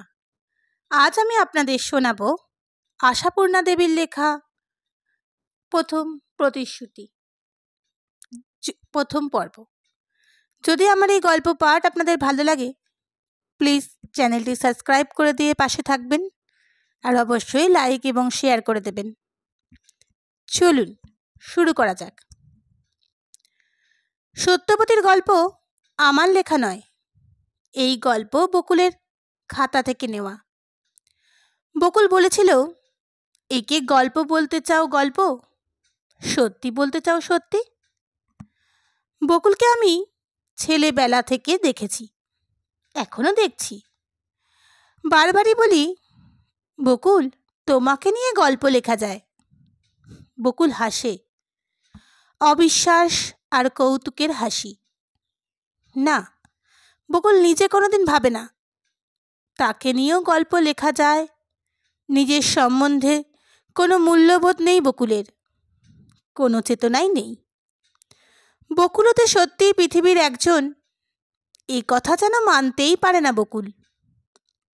সে শুধু জানে সে কিছুই নয়, কেউই নয়, অতি সাধারণের একজন, একেবারে সাধারণ, যাদের নিয়ে গল্প লিখতে গেলে কিছুই লেখবার থাকে না। বকুলের এ ধারণা গড়ে ওঠার মূলে হয়তো ওর জীবনের বনেদের তুচ্ছতা, হয়তো এখন অনেক পেয়েও শৈশবের সেই অনেক কিছু না পাওয়ার ক্ষোভটা আজও রয়ে গেছে তার মনে। সেই ক্ষোভই স্থিমিত করে রেখেছে তার মনকে, কুণ্ঠিত করে রেখেছে তার সত্তাকে। বকুল সুবর্ণলতার অনেকগুলো ছেলে মেয়ের মধ্যে একজন, সুবর্ণলতার শেষ দিকের মেয়ে। সুবর্ণলতার সংসারে বকুলের ভূমিকা ছিল অপরাধীর। অজানা কোনো এক অপরাধে সবসময় সম্ভ্রান্ত হয়ে থাকতে হতো বকুলকে। এ যেন বিধি নির্দেশিত বিধান। বকুলের শৈশব মন গঠিত হয়েছিল তাই অদ্ভুত এক আলো ছায়ার পরিমণ্ডলে, যার কতকাংশ শুধু ভয়, সন্দেহ আতঙ্ক, ঘৃণা আর কতকাংশ জ্যোতির্ময় রহস্যপুরীর উজ্জ্বল চেতনার উদ্ভাসিত। তবু মানুষজনকে ভালো না বেশে পারে না বকুল। মানুষকে ভালোবাসে বলেই তো। কিন্তু থাক, এটা তো বকুলের গল্প নয়। বকুল বলেছে, আমার গল্প যদি লিখতেই হয় তো সে আজ নয়, পরে। জীবনের দীর্ঘ পথ পার হয়ে এসে বুঝতে শিখেছে বকুল, পিতামহী প্রপিতামহীর ঋণ শোধ না করে নিজের কথা বলতে নেই। নিভৃত গ্রামের ছায়ান্ধকার পুষ্করিণী ভরা বর্ষায় উপচে ওঠে নদীতে গিয়ে মিশে স্রোত হয়ে ছোটে। সেই ধারায় ছুটে ছুটে একদিন সমুদ্রে গিয়ে পড়ে। সেই ছায়ান্ধকারের প্রথম ধারাকে স্বীকৃতি দিতে হবে বই কি। আজকের বাংলাদেশের অজস্র বকুল পারুলদের পিছনে রয়েছে অনেক বছরের সংগ্রামের ইতিহাস। বকুল পারুলদের মা, দিদিমা, পিতামহী আর প্রপিতামহীদের সংগ্রামের ইতিহাস। তারা সংখ্যায় অজস্র ছিল না, তারা অনেকের মধ্যে একজন। তারা একলা এগিয়েছে খানা ডোবা ডিঙিয়ে, পাথর ভেঙে কাঁটা ঝোপ উপড়ে। পথ কাটতে কাটতে হয়তো দিশেহারা হয়েছে, বসে পড়েছে নিজেরই কাটা পথের পথ জুড়ে।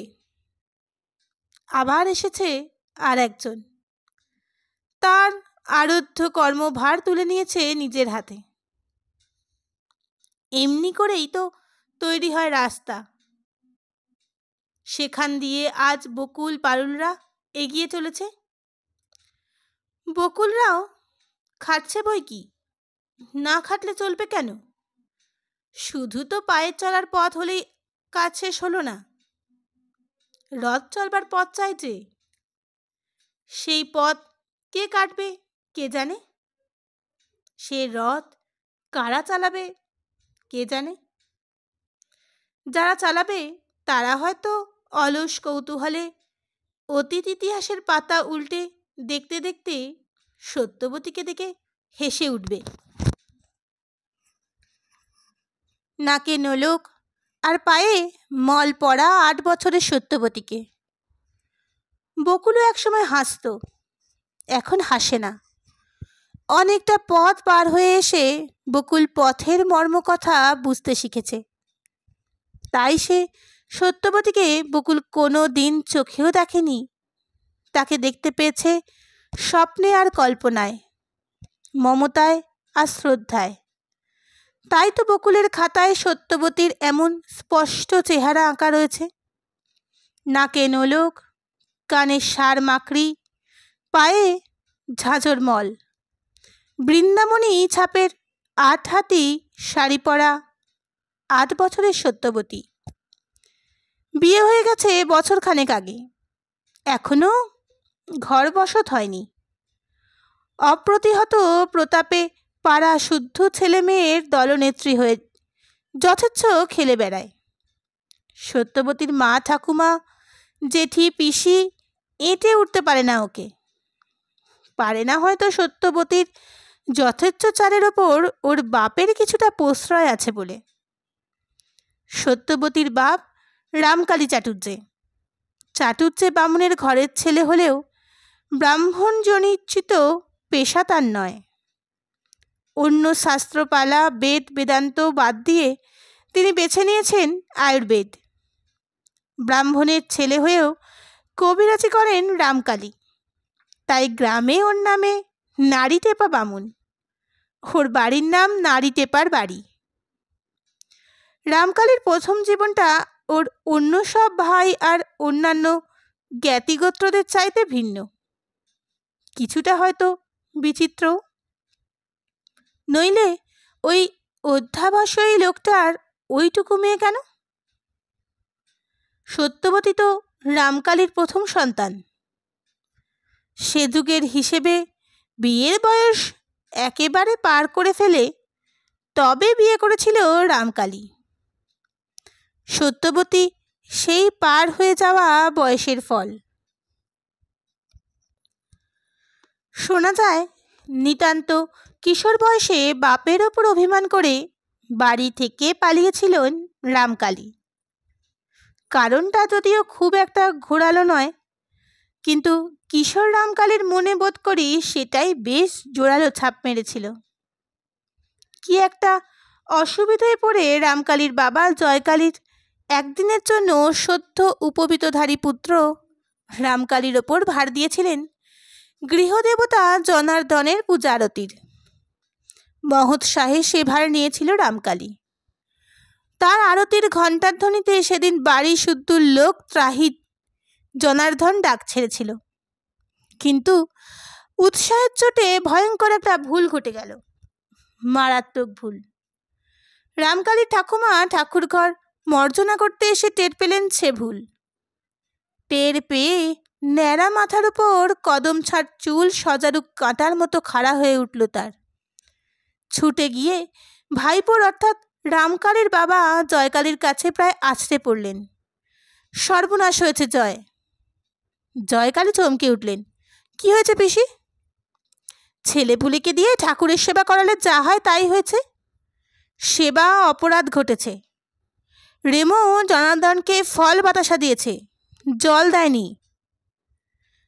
চড়াং করে সমস্ত শরীরের রক্ত মাথায় গিয়ে উঠল জয়কালীর। করে একটা আর্তনাদ ধ্বনি তুললেন তিনি। পিসি একটা হতাশ নিঃশ্বাস ফেলে সেই সুরেই সুর মিলিয়ে বললেন, হ্যাঁ, জানি না এখন কার কি অদৃষ্টে আছে। ফুল তুলসীর ভুল নয়, একেবারে তেষ্টার জল। সহসা জয়কালীর পায়ের খড়মটা খুলে হাতে নিয়ে চিৎকার করে উঠলেন, রেমো, রেমো। চিৎকালে রামকালী প্রথমটায় বিশেষ আশঙ্কিত হয়নি, কারণ পুত্র পরিজনদের প্রতি স্নেহ সম্ভাষণও জয়কালীর চাইতে খুব বেশি নিম্নগ্রামের নয়। অতএব সে বেলের আঠার হাতটা মাথায় মুছতে মুছতে পিতৃসকাশে এসে দাঁড়ালো। কিন্তু এ কি, জয়কালীর হাতে খড়ম! রামকালীর চোখের সামনে কতকগুলো হলুদ রঙের ফুল ভিড় করে দাঁড়ালো। ভগবানকে স্মরণ কর রেমো, জয়কালী ভীষণ মুখে বললেন। তোর কপালে আজ মৃত্যু আছে। রামকালীর চোখের সামনে থেকে হলুদ রঙের ফুলগুলো লুপ্ত হয়ে গেল। রইল শুধু নিরন্ধ্র অন্ধকার। সেই অন্ধকার হাতড়ে একবার খুঁজতে চেষ্টা করল রামকালী, কোন অপরাধে বিধাতা আজ তার কপালে মৃত্যুদণ্ড লিখেছেন। খুঁজে পেল না, খোঁজবার সামর্থ্যও রইল না। সেই অন্ধকারটা ক্রমশ রামকালীর চৈতন্যের ওপর ঝাঁপিয়ে পড়ল। জনার্দনের ঘরে আজ পুজো করেছিলিস তুই না? রামকালী নীরব। পুজোর ঘরেই তাহলে কোনো অপরাধ সংঘটিত হয়েছে। কিন্তু কই, কি? যথারীতি হাত পা ধুয়ে তার পইতে পাওয়া চেলির জোড়াটা পরেই তো ঘরে ঢুকেছিল রামকালী। তারপর আসন, তারপর আচমন, তারপর আরতি, তারপর ঠাঁই করে মাথায় ধাক্কা লাগলো। জল দিয়েছিলি ভোগের সময়? এই প্রশ্নটি পুত্রকে করেছেন জয়কালী খড়মের মাধ্যমে। দিশেহারা রামকালী আরও ২-১০টা ধাক্কায় ভয়ে বলে উঠল, হ্যাঁ দিয়েছি তো। দিয়েছিলি? জল দিয়েছিলি? জয়কালীর পিসি যশোদা একেবারে নামের বিপরীত ভঙ্গিতে বলে উঠলেন, দিয়েছিলিস তো সেই জল গেল কোথায় রে হতভাগা? গেলাস একেবারে শুকনো। প্রশ্নকর্ত্রী ঠাকুমা। বুকের গুরু গুরু ভাবটা কিঞ্চিত হালকা মনে হলো।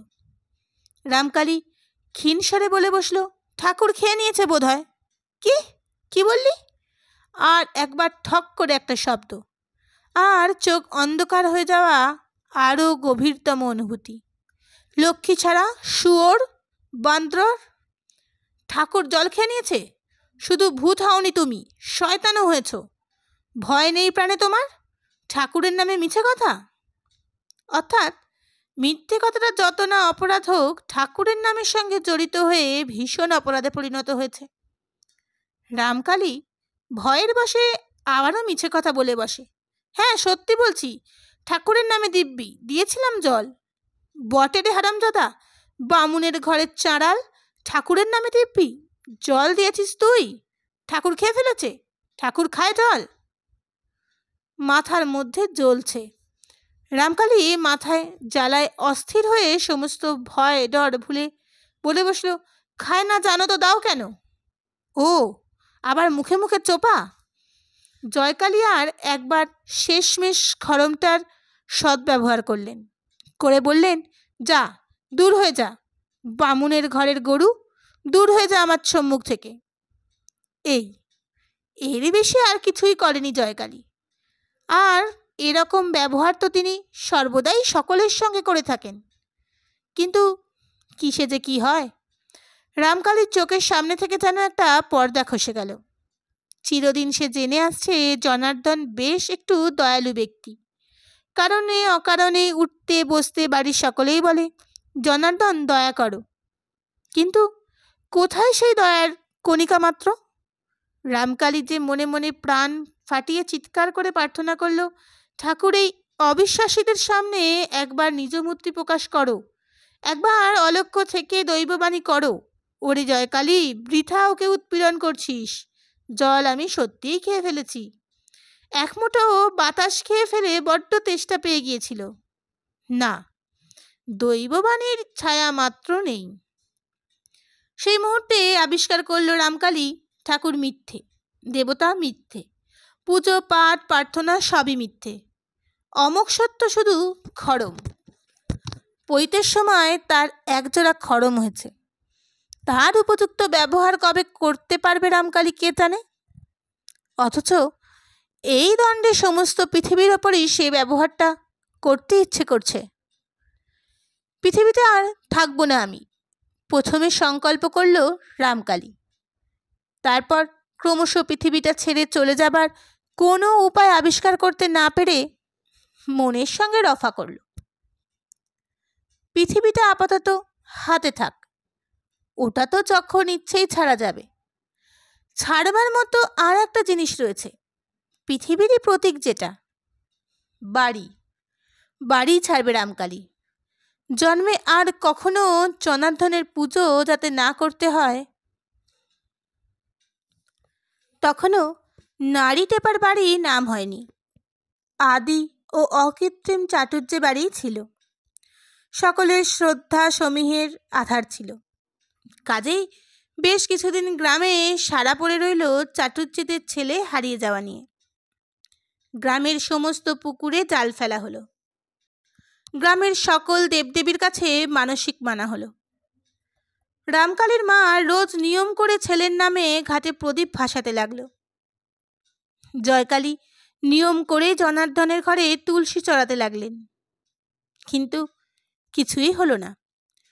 ক্রমশ সকলে প্রায় যখন ভুলেই গেল চাটুর্যে যে রামকালী বলে একটা ছেলে ছিল, তখন গ্রামের কোন এক যুবক একদিন ঘোষণা করল, রামকালী আছে, সে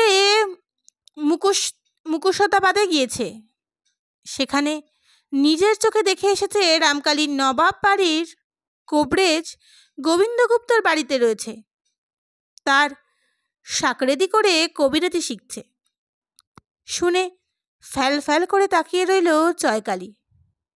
ছেলের বেঁচে থাকার খবর আর ছেলের জাত যাওয়ার খবর, যুগপৎ উল্টো পাল্টা দুটো খবরে তিনি ভুলে গেলেন আনন্দে হৈ হৈকার করতে হবে কি শোকে হাহাকার করতে হবে। ছেলে বৈদ্য বাড়ির ভাত খাচ্ছে, বদ্যি বাড়ির আশ্রয় গ্রহণ করেছে, এ তো মৃত্যু সংবাদেরই সামিল। অথচ রামকালী এ যাবৎ মরেনি, একথা জেনে প্রাণের মধ্যে কি যেন ঠেলে ঠেলে উঠছে। কি সে আনন্দ, আবেগ, অনুতাপের যন্ত্রণা, মুক্তির সুখ? গ্রামের সকলের সঙ্গে পরামর্শ করতে লাগলেন জয়কালী। অবশেষে রায় বেরোল জয়কালীর নিজের একবার যাওয়া দরকার, সরেজমিনে তদন্ত করে দেখে আসুক প্রকৃত অবস্থাটা কি। তাছাড়া সে লোক প্রকৃতই রামকালী কিনা তাই বা কে জানে? যে দেখেছে সে তো নিকট আত্মীয় নয়। চোখের ভ্রম হতে কতক্ষণ। কিন্তু পরামর্শ শুনে জয়কালী আকাশ থেকে পড়লেন। আমি যাব? আমি কি করে যাব? জনার্দনের সেবা ফেলে আমার কি নড়ার জো আছে? রামকালীর মা জয়কালীর দ্বিতীয় পক্ষের দিনতারিণী শুনে কেঁদে ভাসালেন। মুখে এসেছিল বলে জনার্দনই তোমার এত বড় হলো? বলতে পারল না সাহস করে, শুধু চোখের জল ফেলতে লাগলো। অবশেষে অনেক পরিকল্পনাস্তে স্থির হলো জয়কালীর এক ভাগ্নে যাবে, বয়স্ত ভাগ্নে। তার সঙ্গে জয়কালীর প্রথম পক্ষের বড় ছেলে কুঞ্জকালী যাবে। কিন্তু এই গণ্ডগ্রাম থেকে মুকুটসুদাবাদে যাওয়া তো সোজা নয়। গরুর গাড়ি করে গঞ্জে গিয়ে খোঁজ নিতে হবে কবে নৌকা যাবে মুকুটসুদাবাদে। তারপর আবার চাল চিড়ে বেঁধে নিয়ে গরুর গাড়িতে 3 ক্রোশ রাস্তা ভেঙে নৌকোয় কিনারে গিয়ে ধর্নাপাড়া। খরচও কম নয়। জয়কালী ভাবলেন, খরচের খাতায় বসানোর সংখ্যা আবার জমার খাতায় বসাতে গেলে ঝঞ্ঝাট বড় কম নয়। এত ঝঞ্ঝাটের দরকারই বা কি ছিল? রাগ হলো সেই ফাজিল ছোকরার ওপর। সে খবর দিয়েছে যে এত ঝঞ্ঝাট বাঁধানোর নায়ক। রামকালী তো খরচ হয়েই গিয়েছিল। ওই ফাজিলটা এসে খবর না দিলে আর। কিন্তু দরকার ছিল রামকালীর মার দিক থেকে। তাই সব ঝঞ্ঝাট পুইয়ে ভাগ্নেকে আর ছেলেকে পাঠালেন জয়কালী।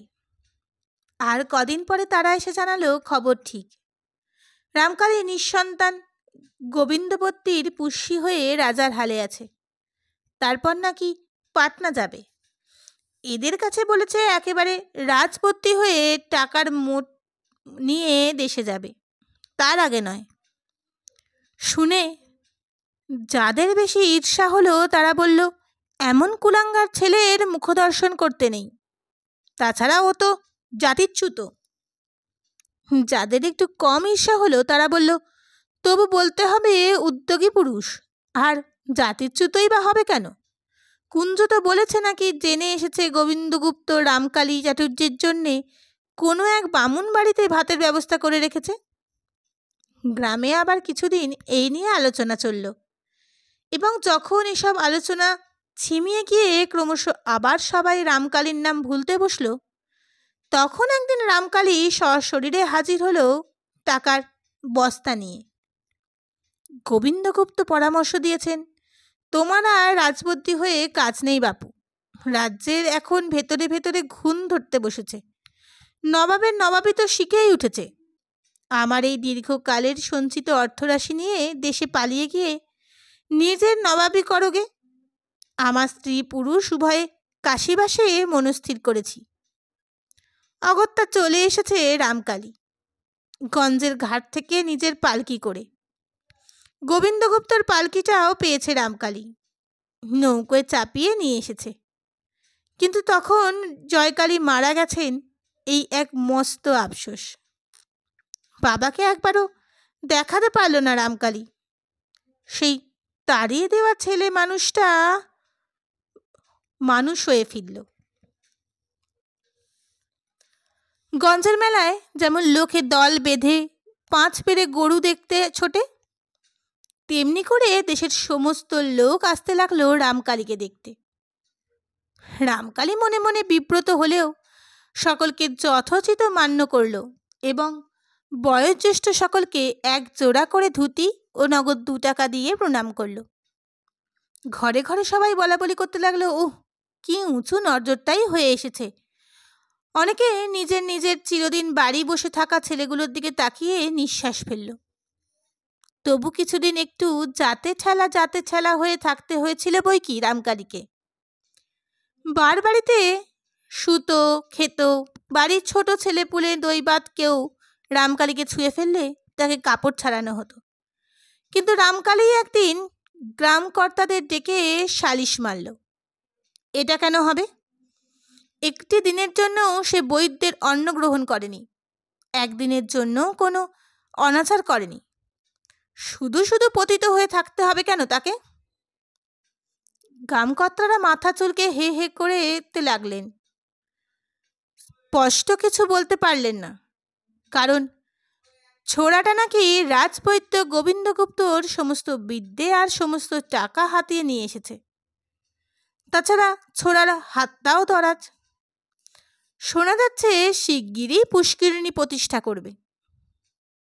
কর্তাদের হে হে করার অবসরে রামকালী নিজের বক্তব্য ব্যক্ত করলেন। দেখুন, আমার গরুর ওষুধ থেকে কথা নয়, আমি তার কিছু কিঞ্চিত আশীর্বাদও তো পেয়েছি।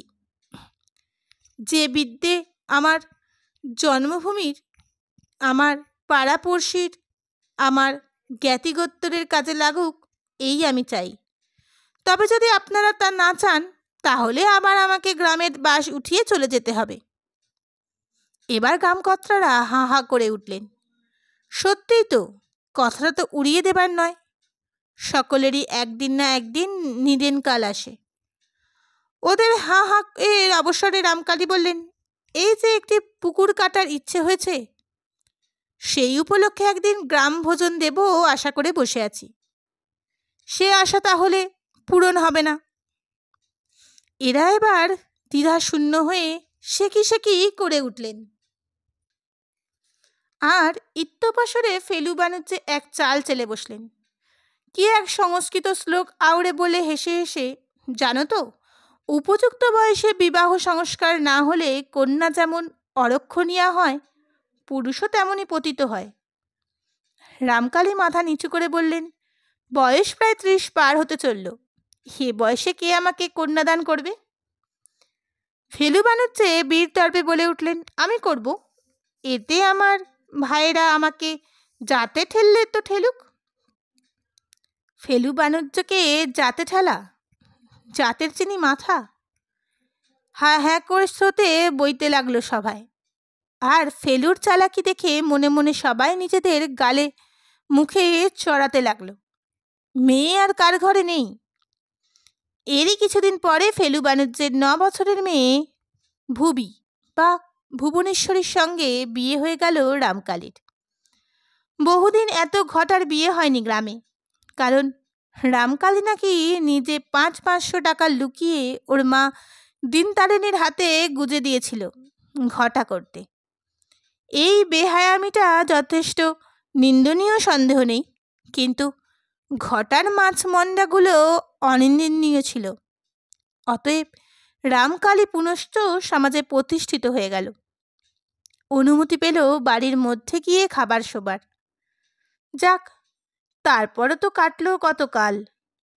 সেই ভুবি বড় হলো, ঘর বসত হলো, 15-16 বছরের ভরা নদী হলো। তারপর তো সত্যবতী। বুড়ো বয়সের প্রথম সন্তান বলেই হয়তো বাপের কাছে কিছু প্রশ্রয় আছে সত্যবতীর। দিনতারিণী নিরামিষ ঘরে রান্না করছিলেন। সত্যবতী দাওয়ার নিচে ছাঁচতলায় এসে দাঁড়ালো। উঁচু পোতার ঘর, দাওয়ার কিনারাটা সত্যবতীর নাকের কাছাকাছি। পায়ের বুড়ো আঙুলের ওপর সমস্ত দেহভারটা দিয়ে ডিঙি মেরে গলা বাড়িয়ে সত্যবতী তার স্বভাবসিদ্ধ মজা গলায় ডাক দিল, অ ঠাকুমা, ঠাকুমা। নিরিমি শেষের দাওয়ায় ওঠবার অধিকার সত্যবতীর কেন, বাড়ির কারোরই নেই। কেবলমাত্র যারা নিরিমিষে অধিকারী তাদেরই আছে। মেটে দেওয়ার এক পেশে কোণটা থেকে খাঁজ কেটে কেটে সিঁড়ি বানানো হয়েছে, আর সেই সিঁড়ি থেকে পায়ে পায়ে এগিয়ে যাওয়ার পথ হয়েছে একেবারে ঘাট বরাবর। দিনতারিণী, দিনতারিণীর সেজোজা শিবজয়া, দিনতারিণীর 2 ননদ কাশীশ্বরী আর মোক্ষদা, মাত্র এরাই এই পথে পদক্ষেপের অধিকারিণী। ঘোড়া নিয়ে ঘাটে যান এবং স্নান সেরে ঘোড়া ভরে ভিজে কাপড়ে পায়ে পায়ে এসে একেবারে ওই সিঁড়ির কাঠ দিয়ে স্বর্গে উঠে পড়েন। ওই রান্নাঘরের দেওয়ালেই তাদের কাঁচা কাপড় শুকোয়, কারণ রাত্রে তো আর এই ঘরে রান্নার পাট নেই। ঘর নিকোনোর কাজেও কিছু আর অছুতরা কেউ এসে ঢুকবে না, সে কাজ মোক্ষদার। এঁটো শকরির ব্যাপারে মোক্ষদা বোধ করি স্বয়ং ভগবানকেও সম্পূর্ণ বিশ্বাস করতে পারেন না, কাজেই সে কাজ নিজের হাতে রাখেন। তাছাড়া মোক্ষদাই বয়সে সবচেয়ে ছোট, অন্যরা সকলেই তার গুরুজন। অতএব সকলের খাওয়ার শেষে তারই ডিউটি। রান্নার দায়িত্ব দিনতারিণীর। মোক্ষদার ওপর সে রান্নার বিশুদ্ধতা রক্ষার দায়িত্ব। বাকি দুজন জোগাড়ে। তা অবশ্যই জোগাড়ের কাজটাও কম না। প্রয়োজনটা 4 জনের হলেও আয়োজনটা অন্তত 10 জনের মতো হয়। কিন্তু ওসব কথা থাক। আসলে ছেলেপুলের এই উঠোনে পা দেবার হুকুম নেই। কিন্তু সত্যবতীকে কেউ এঁটে উঠতে পারে না। ও যখন তখন দাওয়ার নিচ থেকে নাক বাড়িয়ে হাঁক পারে, অ ঠাকুমা, অতএব অ পিসি ঠাকুমা। দিনতারিণী ওর গলা পেয়ে নিজের গলাটা বাড়িয়ে দরজা দিয়ে উঁকি মেরে বলেন, এ মলোজা, এ ছুরি কি দস্যি গো, আবার এসেছিস? বেরো বেরো, ছোট ঠাকুরজি দেখতে পেলে আর রক্ষে রাখবে না। সত্যবতী ঠোঁট উল্টে বলে, ছোট ঠাকুমার কথা বাদ দাও, তুমি শোনো না একটু। সত্যবতী দিনতারিণীর উপায়ই ছেলে মেয়ে, তাছাড়া সত্যর বিয়ে হয়েছে, কাছেই খুব দূরছাইটা ওর কপালে জোটে না। তাই ওর আবদারে অগত্যাই দিনতারিণী একটু ডিঙি মেরে দাওয়া এসে দাঁড়ালেন। ইশারায় বললেন, কি চাই? সত্যবতী পিঠের দিকে গোটানো হাতটা ঘুরিয়ে একখানা ছোট মাপের কচি মান পাতা মেলে ধরে চুপি চুপি বলে, একটা জিনিস দাও না। এই মেরেছে, এখন আবার কি জিনিস? কি রে, এখন কি কিছু রান্না হয়েছে? আর হলেও তোমার সেজ ঠাকুমা গোপালের ভোগের আগে আগে দিয়েছে, টের পেলে কুরুক্ষেত্তর করবে না? আগ চাইনি, আগ চাইনি, ভালো মন্দ রেধে দিনজেরাই খেও বাবা, আমাকে এক মুঠো পান্তা ভাত দাও দেখি। পান্তা ভাত? দিনতারিণী আকাশ থেকে পড়লেন, আর সঙ্গে সঙ্গে যেন পাতাল ফুঁড়ে উঠলেন মোক্ষদা। পরনে সপসপে ভিজে থান, কাঁখে ভরন্ত কলসি। এইটা বোধ করি মোক্ষদার 3য় দফা স্নান। যে কোনো কারণেই হোক, চাল ধুতে গিয়ে কি শাক ধুতে ঘাটে গেলেই মোক্ষদা একবার সর্বস্ত স্নান সেরে নেন। দাওয়ায় পৌঁছে দিয়ে কখন যে উঠে এসেছে ঠাকুমা নাতনি কারোরই চোখে পড়েনি। চোখ পড়ল একেবারে সশরীরীর ওপর। দিনতারিণী অপ্রতিভের এক শেষ, সত্যব্রতী বিরক্ত, আর মোক্ষদা তিনি হাতে নাতে চোর ধরে ফেলা ডিটেকটিভের মতোই উল্লাসিত। আবার তুই এখানে? ক্ষণক্ষণে গলায় প্রশ্ন করেন মোক্ষদা। সত্যবতী ঈষৎ আমতা আমতা করে বলে, বারে, আমি কি তোমাদের দাওয়ায় উঠেছি? দাওয়ায় উঠিসনি বলি, সত্যি রাস্তায় মারিয়ে এসে সেই পায়ে ওই উঠোনে তো পা দিয়েছিস। তুলসী গাছে জল দিতে উঠোনে নামতে হবে না আমাদের? সত্যবতী গোঁচ করে বলে, নামবার সময় তো 10 ঘড়া জল না ঢেলে নামবেন না, তবে আবার অত কি? মুখে মুখে চোপা করছিস নে সত্য, অভ্যেস ভালো কর। মোক্ষদা ঘোড়াটাকে দুম করে রান্নাঘরের চৌকাটে ও পিঠে বসিয়ে আঁচল নিকড়ে নিকড়ে পায়ের কাদা ধুতে ধুতে বলেন, বাপের সোহাগে সোহাগে যে একেবারে ধিঙ্গি পথ পেয়ে বসে আছিস। বলি, শ্বশুর ঘর করতে হবে না? পরের বাড়ি যেতে হবে না? আর কদিন ধিঙ্গি নাচ নেচে বেড়াবি? মেয়ে কেটে আর 2-4টে বছর, তারপর গলায় রসুই দিয়ে টেনে নিয়ে যাবে না? তখন করবে কি? প্রতি কথার এই পরের ঘরে যাওয়ার বিভীষিকা দেখিয়ে দেখিয়ে জব্দ করার চেষ্টা দুচক্ষের বিষ সত্যবতীর। বরং তাকে ওরা ধরে 2 ঘা মারুক, সহ্য হবে, কিন্তু ওই পরের ঘরের খোটা সয় না। অথচ ওইটি যেন এদের প্রধান ব্রহ্মাস্ত্র। সত্যবতী তাই বিরক্তভাবে বলে, করবো আবার কি? কি আবার করবি? উঠতে বসতে শাউরির ঠোকনা খাবি, ওই পটলা ঘোষালের ভাইপো বউটার মতন টোনা খেতে খেতে কালে কালশিটে পড়ে যাবে। সত্যবতী বয়স ছাড়া ভঙ্গিতে ঝংকার দিয়ে বলে ওঠে, ছিষ্টি সংসারের লোক তো আর পটলা কাকার ভোজের মতো দজ্জাল নয়। ওমা ওমা, শোনো কথা মেয়ের। মোক্ষদা হত্তেলের রং নিটোল টাইট হাত দুখানা নেড়ে বললেন, তা বলবি বই কি, বোর দোষ হলো না, দোষ হলো শাউরির। অবাধ্য চোপাবাজ বউ কি করবে শুনি? টাটে বসিয়ে ফুল চন্দন দিয়ে পুজো করবে? আহা, পুজো করা ছাড়া আর কথা নেই যেন। একটু ভালো চোখে চাইতে পারো না? দুটো মিষ্টি কথা বলতে পারো না? ও মা গো! মোক্ষদা ক্ষণক্ষণে গলায় হেসে উঠে বলেন, ভেতরে ভেতরে মেয়ে পাকার ধারী হয়েছেন। দেখব লো দেখব, তোর শাউরি মধু ঢালা কথা কইবে, কত সোনার চক্ষে দেখবে।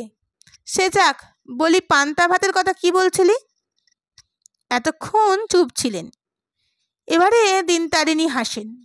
হেসে বলে ফেলেন, ও আমার কাছে এসেছে পান্তা ভাত চাইতে। পান্তা ভাত চাইতে এসেছে? মোক্ষদা সাহসা যেন ফেটে পড়েন। আমাদের হেসেলে পান্তা চাইছে, আর তুমি সেই শুনে গা পাতলা করে হাসছো তুমি নতুন বউ? আর কত আহ্লাদ দেবে নাতনিকে? পরকাল যে ঝরঝরে হয়ে যাচ্ছে। বলি, শ্বশুরবাড়ি গিয়ে যদি বিধবার হেসেল থেকে দুটো পান্তা চেয়ে বসে, তারা বলবে কি? এ কথা ভাববে যদি না যে আমরা বুঝি গপ গপ করে বাসি ভাঁড়ির ভাতগুলো গিলি। বলো, বলবে কি না? তাই কখনো কেউ বলে ঠাকুরজি? দিনতারিণীর কথা হালকা করতে একটু কাষ্ঠ হাসি এসে বলেন, ছেলে বুদ্ধি অজ্ঞানে কি না বলে। ছেলে বুদ্ধি? ও মালো, স্বামীর ঘর করতে পাঠালে ও এখন ছেলের মা হতে পারে, বুঝলে নতুন মেজ বউ?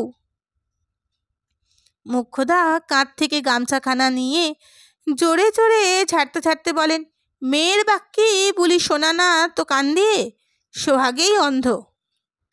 এই তোকে সাবধান করে দিচ্ছি সত্য, খবরদার পাঁচজনের সামনে এমনি বেফাস কথা বলে বসিস না। পাড়া পড়শির উনুনমুখীরা তো মজাই দেখতেই আসে, এখন কথা শুনলে ঠিক বলবে আমরা বাসি হাঁড়িতে খাই। হঠাৎ হি হি করে হেসে ওঠে সত্যবতী। হেসে বলে, লোকে বললেই বা, বললে কি তোমার গায়ে ফোসকা পড়বে? মোক্ষদা নেহাত মেয়েটাকে ছুঁতে পারবে না, তাই নিজের গালে একটা চড় মেরে বলেন, শুনলে শুনলে নতুন মেজো বউ, তোমার নাতনির আসপদ্দা কত? বলে কি না লোকে বললেই বা। ডাক শাস্তরের কথা, যাকে বলল ছি, আর রইল কি? আর বলে কি না? সেরেছে। দিনতারিণী ভাবেন, মোক্ষদা এবার মুখ ধরলে তো আর রক্ষে নেই। দুর্দান্ত স্বাস্থ্য মোক্ষদার, দুর্দান্ত খিদে তেষ্টা। সেই খিদে তেষ্টা চেপে রেখে 3 প্রহর বেলায় জল খায়, বেলা গড়িয়ে অপরাহ্নে ভাত। সকালের দিকে শরীরের মধ্যে ওই খাঁখা ঝাঁঝা করতে থাকে, তাই কথার চোটে থরহরি করে ছাড়ে সবাইকে। প্রসঙ্গটা তাই তাড়াতাড়ি পরিবর্তন করেন দিনতারিণী। হেলা সত্য, সকালবেলা জল খাবার খাসনি? অসময়ে এখন পান্তা ভাতের খোঁজ? আহা, কি বুদ্ধির ছিরি! সত্য ঝেঁঝে ওঠে, আমি যেন খাবো? কেঁচো আর পান্তা ভাত দিয়ে টোপ খেলবো। কি করবি? দিনতারিণী আগেই মোক্ষদার 2 চোখ কপালে তোলেন। কি করবি? টোপ ফেলবো, টোপ, মাছের টোপ। পেয়েছো শুনতে? নেড়ু আমার কঞ্চি চেচে খুব ভালো একটা ছিপ করে দিয়েছে, খিড়কির পুকুরে মাছ ধরবো। সত্য, মোক্ষদা যেন ছিটপিটিয়ে ওঠেন। ছিপ ফেলে মাছ ধরবি তুই? খুব নয় বাপসো আগিয়ে আছিস, তাই বলে কি সাপের 5 পা দেখেছিস? মেয়ে মানুষ ছিপ ফেলে মাছ ধরবি? সত্য ঝাঁকড়া চুলে ভরা মাথাটা ঝাঁকিয়ে বলে, আহা, ছেলে মানুষরা কি বাক্যের ছিঁড়ি? মেয়ে মানুষ মাছ ধরে না? রাঙা খুঁড়িমারা ধরে না? ওর বাড়ির পিসিরা ধরে না? মরণ মুখ পোড়া মেয়ে, ওরা ছিপ ফেলে মাছ ধরে? ওরা তো গামছা ছাঁকা দিয়ে চুনোপুটি তোলে, তাতে কি? সত্য হাতের মান পাতাখানা দাওয়ার গায়ে আছড়াতে আছড়াতে বলে, গামছা দিয়ে ধরলে দোষ হয় না, ছিপ দিয়ে ধরলেই দোষ। চুনোপুটি ধরলে দোষ হয় না, বড় মাছ ধরলেই দোষ। তোমাদের এসব দোষের শাস্ত্র কে লিখেছে গা? সত্য, দিনতারিণী কড়া স্বরে বলেন, 1 ফোঁটা মেয়ে, অত বাক্যে কেনলা? ঠিক বলেছে ছোট ঠাকুরজি, পরের ঘরে গিয়ে হাড়ির হাল হবে এরপর। বাবা বাবা, দুটো পান্তা চাইতে এসে কি খোয়ার? যাচ্ছি আমি শেষেলের ওদের কাছে। যাব কি? সেখানে তো আবার বড় জেঠি, গুলি ভাঁটার মতো চাউনি, খেদিদের বাড়ি থেকেই নিলেই হতো তার চেয়ে। কি বললি? খেদিদের বাড়ি থেকে ভাত? কায়েত বাড়ির ভাত নিয়ে ঘাঁটবি তুই? ঘেঁটেছি নাকি? বাবা বাবা, ফি হাত তোমাদের খালি দোষ আর দোষ। আচ্ছা যাচ্ছি, আমিও হেসেলেই, কিন্তু যখন বড় মাছ ধরবো তখন দেখো। বলে সত্য আছড়ানোর চোখ দিয়ে চিড়ে চিড়ে যাওয়া মানপাতাটাকে হাত থেকে ছুঁড়ে ফেলে দিয়ে চলে যায় দাওয়ার কোণ বরাবর ধরে ও মহলে। সেখানে বিরাট এক কর্মযজ্ঞের কাণ্ড চলছে অহরহ। দিনে দুবেলার 200-250 পাত পড়ে। সেখানেও এমনি উঁচু পোতার রান্নাঘর, তবে দাওয়ায় উঠতে তেমন বাধা নেই। বেপরোয়া উঠে গেল সত্য, আর এদিক ওদিক তাকিয়ে দাওয়ার কোণ থেকে একখানা খালি নারকলের মালা কুড়িয়ে নিয়ে রন্ধনশালার দরজার সামনে এসে দাঁড়িয়ে সাহসে ভর করে বলল, বড় জেঠি। সারাদিন ঘুমোটের পর হঠাৎ এক চিলতে ঠান্ডা হাওয়া উঠল, গা জুড়িয়ে এলো, কিন্তু প্রাণে জাগছে আতঙ্ক। সময়টা খারাপ, চৈত্রের শেষ। ঈশান কোণে মেঘ জমেছে, তার কালো ছায়া আধখানা আকাশকে যেন ঘোমটা পরিয়ে দিল। যেন একটা দুরন্ত দৈত্য হঠাৎ পৃথিবীর ওপর ছাপিয়ে পড়বার আগের মুহূর্তে পায়তারা কষছে। মাঠে ঘাটে পথে পুকুরে যে যেখানে বাইরে ছিল, তারা ঘন ঘন আকাশের দিকে তাকাতে তাকাতে হাতের কাজ চটপট সারতে শুরু করলো। আর বাতাসে বাতাসে তরঙ্গ তুলে গ্রামের এ প্রান্ত থেকে ও প্রান্ত অবধি ছড়িয়ে পড়ল এক টানা একটা সানুনাসিক স্বরের ধুয়ো। সেই স্বর ধাপে ধাপে চড়ছে, মাঝে মাঝে খাদে নামছে। আর ভাষাটা এই, বুধি আয়, সুন্দরী আয়, মুংলি আয়, নক্ষী আয়। ঝড়ের আশঙ্কায় গৃহপালিত অবলা জীবগুলিকে গোচারণ ভূমি থেকে গোয়ালে ফেরাবার আহ্বান জানানো হচ্ছে। সত্যবতী জানে না, ঝড়ের আগের মুহূর্তে কিংবা সন্ধ্যার আগে গরুগুলোকে যখন ডাক দেওয়া হয়, অমনি নাকি সুরে ডাক হয় কেন। ও জানে এই নিয়ম। অবশ্যই যারা ডাকে তারা নিজেরাই বা 8 বছরের সত্যবতীর চাইতে বেশি কি জানে। তারা জ্ঞান অবধি দেখে আসছে গরুকে সাঁঝ সন্ধ্যায় ঘরে ফিরিয়ে আনবার সময় আকাশ বাতাস কাঁপিয়ে যে আহ্বানটা জানানো হয়, সেটার সুর সানুনাসিক। কে জানে কোন কালে কোন বয়ঃপ্রাপ্ত গরু মানুষের ভাষা শিখে ফেলে, মানুষের কাছে তার পছন্দ অপছন্দের নমুনাটা জানিয়েছে কিনা, বলেছে কিনা এই সানুনাসিক স্বরটাই আমাদের রুচিকর। আপাতত দেখা যাচ্ছে ওই অবলা জীবগুলি এই এক প্রান্ত ও প্রান্ত ধুয়োতে সচকিত হয়ে দ্রুত গতিতে গোয়ালমুখী হচ্ছে। তারাও গলা তুলে আকাশটাকে দেখে নিচ্ছে একবার একবার। সত্যবতী একবার সংবাদ বহন করে দ্রুত গতিতে পানুচ্চে পাড়া থেকে বাড়ির দিকে আসছিল। তবুও আশেপাশে ধুয়ো শুনে অভ্যাসবশে গলা চড়িয়ে হাঁক পারল, শ্যামলী আয়, ধবলি আয়। আমবাগানের ওদিক দিয়ে রামকালী ফিরছিলেন রায়পাড়া থেকে পায়ে হেঁটে। পালকিটি ধার নিয়ে আসতে হয়েছে রামপাড়ায়। গ্রাম বৃদ্ধ রায়মশাইয়ের অবস্থা খারাপ। খবর পেতে নারী দেখতে গিয়েছিলেন রামকালী। নারীর অবস্থা দেখে গঙ্গা যাত্রার ব্যবস্থা দিলেন, আর ব্যবস্থা দিয়েই পড়লেন বিপাকে। রায়মশাইয়ের ছেলেরা দুজনেই গত হয়েছে, আছে 3 নাতি, কিন্তু তাদের এমন সঙ্গতি নেই যে পালকি ভাড়া দিয়ে 8-4টে বেহারাকে মজুরি জলপানি দিয়ে ঠাকুরদার গঙ্গা যাত্রা করাবে। অথচ অমন নিষ্ঠাবান সদাচারী প্রাচীন মানুষটাকে ঘরে পড়ে মরবে, এটাই বা চোখে দেখে সহ্য করা যায় কি করে? আর গেলে ত্রিবেণীর গঙ্গাই উত্তম। গঙ্গা যাত্রার ঘোষণা শুনেই রায়মশাইয়ের নাতিরা যেই মুখ চাওয়াচাই করল, সঙ্গে সঙ্গেই বলতে হলো রামকালীকে, পালকির জন্য চিন্তা করো না, আমার পালকিতেই যাবে রায় কাকা। নাতিরা অস্ফুট একবার বলল, আপনাকে রোগী দেখতে দূরে দূরে যেতে হয়, পালকিটা দিলে।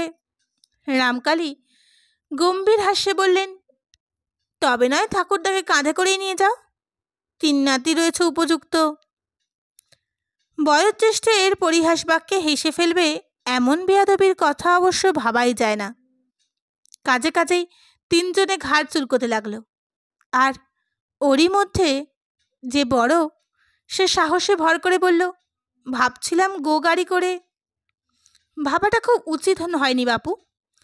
রামকালী বললেন, গো গাড়ি চড়িয়ে নিয়ে গেলে ওই ৯২ বছরের জীর্ণ খাঁচাখানা কি আর প্রাণ পাখি সমেত গঙ্গা পর্যন্ত পৌঁছবে? পাখি খাঁচা ছাড়া হয়ে উড়ে যাবে। আমিও ওর সন্তান তুল্য বাপু, তোমাদের সংকোচ করবার কিছু নেই। তাছাড়া চটপট ব্যবস্থার দরকার, কখন কি হয় বলা যায় না। রায়মশাইয়ের ঘোলাটে চোখ দুটো থেকে ২ ফোঁটা জল গড়িয়ে পড়ল। তিনি শিরাবহুল শীর্ণ ডান হাতখানা আশীর্বাদের ভঙ্গিতে তুলে বললেন, জয়স্তু। বাইরে এসে রামকালী পালকি বেহারা কটাকে নির্দেশ দিলেন, পালকিটা আর মিথ্যে বয়ে নিয়ে যাবি কেন? ওটা এখানেই থাক। তোরা বাড়ি গিয়ে খেয়ে দিয়ে নে গে, শেষ রাতে উঠে চলে আসবি। আর দেখ, বাড়ি থেকে কালকের সারাদিনের মতো জলপান নিয়ে আসবি, বুঝলি?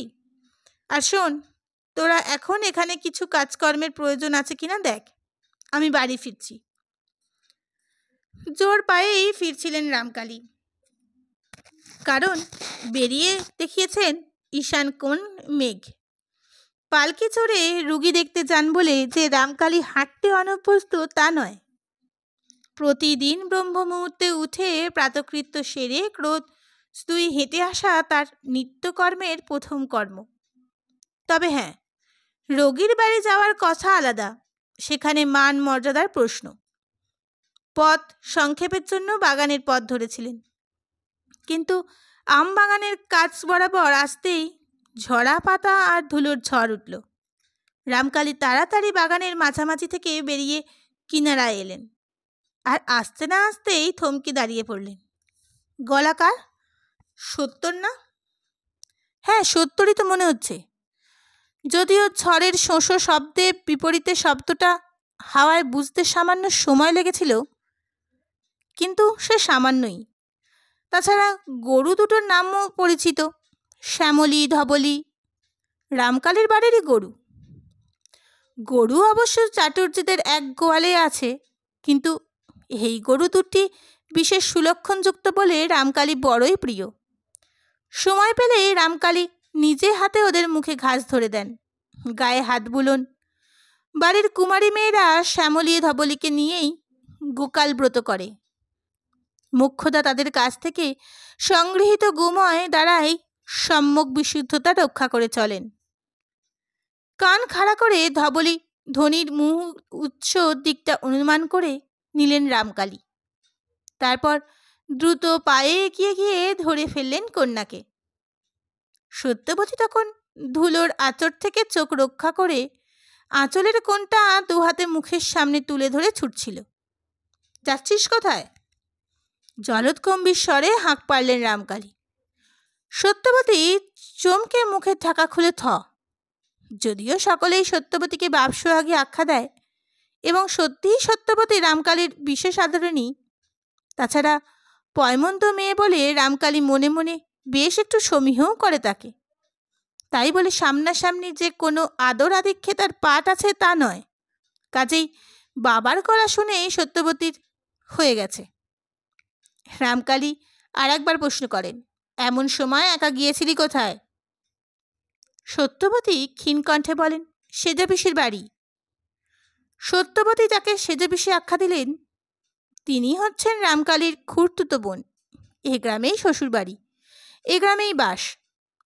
রামকালী ভুরু কুঁচকে বললেন, অত দূরে আবার একা একা যাবার দরকার কি? সঙ্গে কেউ নেই কেন? এই জন্যই সত্যবতী বাপসোহাগী আখ্যা। চর নয়, চাপড় নয়, নিদেন একটা কানমোলাও নয়, শুধু একটু কৈফের তলব। সত্যবতী এবার সাহস পেয়ে বলে, না একা না, পুণ্যি পিসি আর নেরু ছিল। তারপর আমি এই তোমাকে ডাকতে ছুটতে ছুটতে আসছি। আমাকে ডাকতে ছুটতে ছুটতে আসছিস? রামকালী ভুরু কুঁচকে বললেন, কেন, আমার কি দরকার? সত্যবতী এবার পূর্ণ সাহসে ভয় করে সোৎসাহে বলে, জটাদার বউ যে মরো মরো, নারী ছেড়ে গেছে, তাই সেজপিসি কেঁদে বলল, যা সত্য একবার মিসদাকে ডেকে নিয়ে আয়, যেখানে পাস। তা আমি রায়পাড়া গিয়ে শুনলাম তুমি এইমাত্র চলে এসেছো। আবার রায়পাড়াও গিয়েছিলি? না, বিপদ করলে দেখছি। জটার বউয়ের আবার হঠাৎ কি হলো যে নারী ছেড়ে যাচ্ছে? যাচ্ছে কি বাবা? সত্য আরও উৎসাহে সহকারে বলল, গেছে। সেজপিসি চেঁচাচ্ছে, বুক চাপড়াচ্ছে আর বালিশ বিছানা সরিয়ে নিচ্ছে। আহ, কি যে বলে, চল দেখি গে। রামকালী বলেন, ঝড় উঠে পড়ল, একটু বৃষ্টি আসবে, কে মুশকিল হয়েছে কি? কিছু নয়। সেজপিসি বললে, রান্না বান্না সেরে যেই খেতে বসেছে জটার বউ, অমনি জটাদা পান ছেড়েছে। জটার বউ বলেছে পান ফুরিয়ে গেছে। ব্যাস, বাবু মহারাজের রাগ হয়ে গেছে, দিয়েছে ঠাঁই করে পিঠের ওপর লাথি। আর অমনি জটার বউঠান কাশিতে মুখ থুবড়ে। হঠাৎ খুক খুক করে হেসে ওঠে সত্যবতী। হাসছিস যে? ধমকে উঠলেন রামকালী। বিরক্ত হলেন, কি অসভ্য হচ্ছে মেয়েটা, হাসির কি সময় অসময় নেই? বললেন, মানুষ মরছে দেখে হাসতে হয়, এই শিক্ষা দীক্ষা হচ্ছে? সত্যবতী নিতান্তই হেসে ফেলেছিল। এখন বাপের ধমক সামলে নিয়ে মুখটা ম্লান করবার চেষ্টা করে বললে, সেজপিসি বলছিল সেই না ধাক্কা খাওয়া অমনি কুমড়ো গড়াগড়ি হয়ে যাওয়া থেকে উঠোনে পড়ে গেল। কষ্টে হাসি চেপে ফের বললে সত্যবতী, জটাদার বউ অনেক ভাত খায় না বাবা, তাই অত মোটা। আহ, বলে বিরক্তি প্রকাশ করে তাড়াতাড়ি এগোতে থাকেন রামকালী। সত্যবতীও হাঁটা কিছু কম দর নয়, বাপের সঙ্গে সমানই এগোতে থাকে। রামকালী জটার বউয়ের জন্য সহানুভূতিতে যতটা না হোক, জটার ব্যবহারে মনে মনে অত্যন্ত বিরক্ত বোধ করেন। হতভাগা বামুনের ঘরের গরু, পেটে ক অক্ষরের আঁচড় নেই, গাঁজাগুলি সবেতেই ওস্তাদ, আবার বংশ ছাড়া বিদ্যে হয়েছে বউ ঠ্যাঙানো। জটা ফটার বাপ তো অমন ছিল না, বরং রামকালীর গুণবতী বোনই লোকটাকে সারা জীবন জ্বালিয়ে পুড়িয়ে খেয়েছে।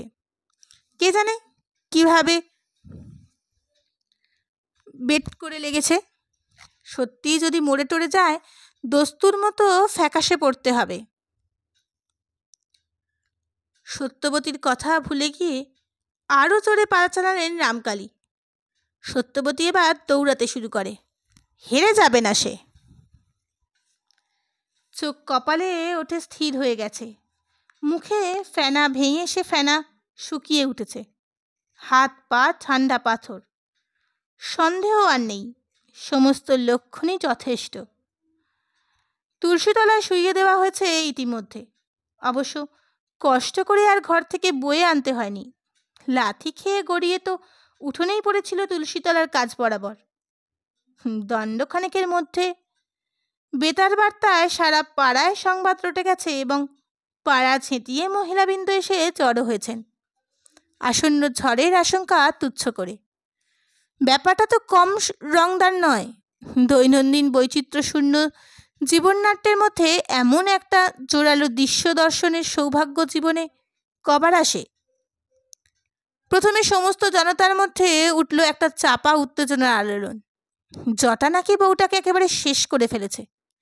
তারপর হায় হায়, জটা সম্পর্কে মন্তব্যগুলিও এখন আর জটার মার কানে বাঁচিয়ে হচ্ছে না, কারণ স্পষ্ট কথা বলে নেবার মতো এহেন যোগী বা খার জীবনে কবার আসে?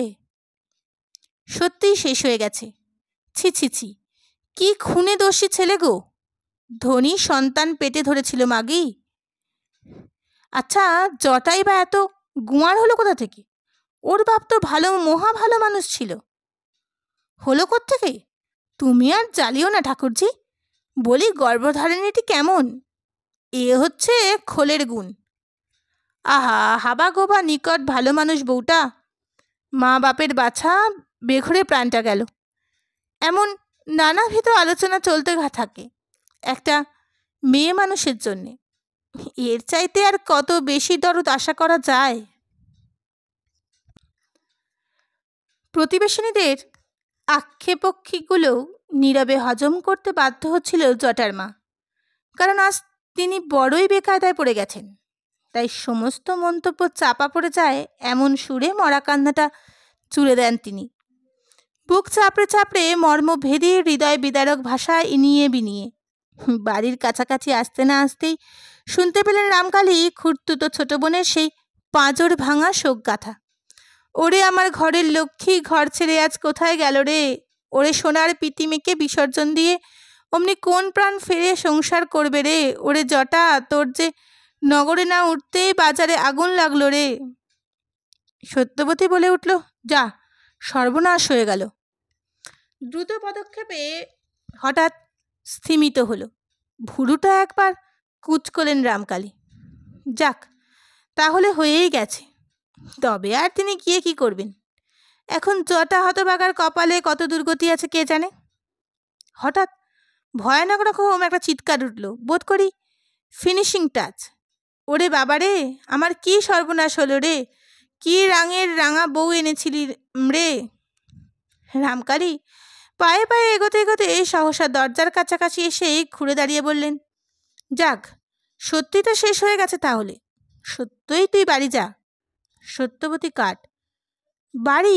একলা কেন? একলা কেন? নেরু আর পুণ্যি এসেছিল বললি না? সত্যি ভয়ে ভয়ে বলল, এসেছিল তো। আর কি এখন যাবে তারা? যাবে না? যাবে না মানে? ওদের ঘাট যাবে। দেখ কোথায় আছে। আমাকে তো আর এদের এদিকটা দেখতে হবে। কৈফিয়ত দিয়ে কথা রামকালী কদাচ কাউকে বলেন না, কিন্তু সত্যর কাছে সামান্য একটু সহজ রামকালী। সত্যবতী গুটি গুটি এগিয়ে একবার পিসির উঠোনের ভিতরে গিয়ে দাঁড়ায়। এদিকে ওদিকে তাকিয়ে নেরু পুণ্যির কারোর দেখা না পেয়ে ফিরে এসে ম্লান মুখে বলে, ওদের কাউকে দেখতে পাচ্ছি না। কেন, গেল কোথায় সব? কি জানি। সত্য আস্তে আস্তে সাহসে ভর করে প্রাণের কথাটা বলে ফেলে, বাবা, তুমি তো মরা বাঁচাতে পারো। মরা বাঁচাতে? দূর পাগলি। সত্য ম্রিয়মানভাবে বলে, তবে যে লোকে বলে। লোকে বলে? কি বলে? অন্যমনস্কভাবে মেয়ের কথার জবাব দিয়ে রামকালী এদিক ওদিক তাকাতে থাকেন। যদি একটা ব্যাটা ছেলের মুখে চোখে পড়ে। এসে যখন পড়েছেন তিনি, দায়িত্ব এড়িয়ে চলে যেতে তো পারবেন না। জটাদের তেমন বাঁশঝাড় না থাকে, রামকালীর বাগান থেকেই বাঁশ কেটে আনতে হুকুম দেবেন। কিন্তু কই, কে কোথায়? বাড়ির ভিতর থেকে সুর উঠছে নানা রকম, বাইরেটা শূন্য স্তব্ধ। ভালোর মধ্যে আকাশটা হঠাৎ মেঘ উড়ে গিয়ে দিব্যি পরিষ্কার হয়ে উঠেছে, আর বোঝা যাচ্ছে সন্ধ্যার এখনো দেরি আছে। হঠাৎ সত্যবতী একটা অসম সাহসী কাণ্ড করে বসে। বাপের একখানা হাত দুটো হাতে চেপে ধরে রুদ্ধকণ্ঠে বলে ওঠে, বলে যে কবরেজ ভাই মরা বাঁচাতে পারেন। দাও না বাবা একটুখানি ওষুধ জটাদার বউকে। রামকালী এই অবোধ বিশ্বাসের সামনে থতমত খেয়ে সহসা যেন অসহায়তা অনুভব করেন। তাই ধমকে ওঠার পরিবর্তে মাথা নেড়ে বলেন, ভুল বলে মা, কিছুই পারিনে। মিথ্যে অহংকারে কতকগুলো শেকড় বাকড় নিয়ে নারী, হার লোক ঠকাই। সত্যবতী এ কথার সুর ধরতে পারল না। পারার কথাই নয়, বুঝলো এ হচ্ছে বাবার রাগের কথা। কিন্তু আপাতত সে মরিয়া, যা থাকে কপালে। বাবার হাতে যদি ঠ্যাঙানি খাওয়া থাকে তাই খাবে সত্য। কিন্তু সত্যবতীর চেষ্টায় জটার বউটা যদি বাঁচে। তাই চোখ কান বুঝে সে বাবার গায়ের চাদরের খুঁতটা টেনে বলে ফেলে, তোমার পায়ে পড়ি বাবা, জন্মের শোধ একটু ওষুধ দাও না। আহা, বিনি ছিকিয়ে মারা যাবে জটাদার বউ। মরার পর যে আর চিকিৎসা চলে না, এ কথা আর মেয়ের কাছে ব্যাখ্যা করতে পারলেন না রামকালী। শুধু একটা নিঃশ্বাস ফেলে ফের ঘুরে দাঁড়িয়ে বললেন, চল দেখি।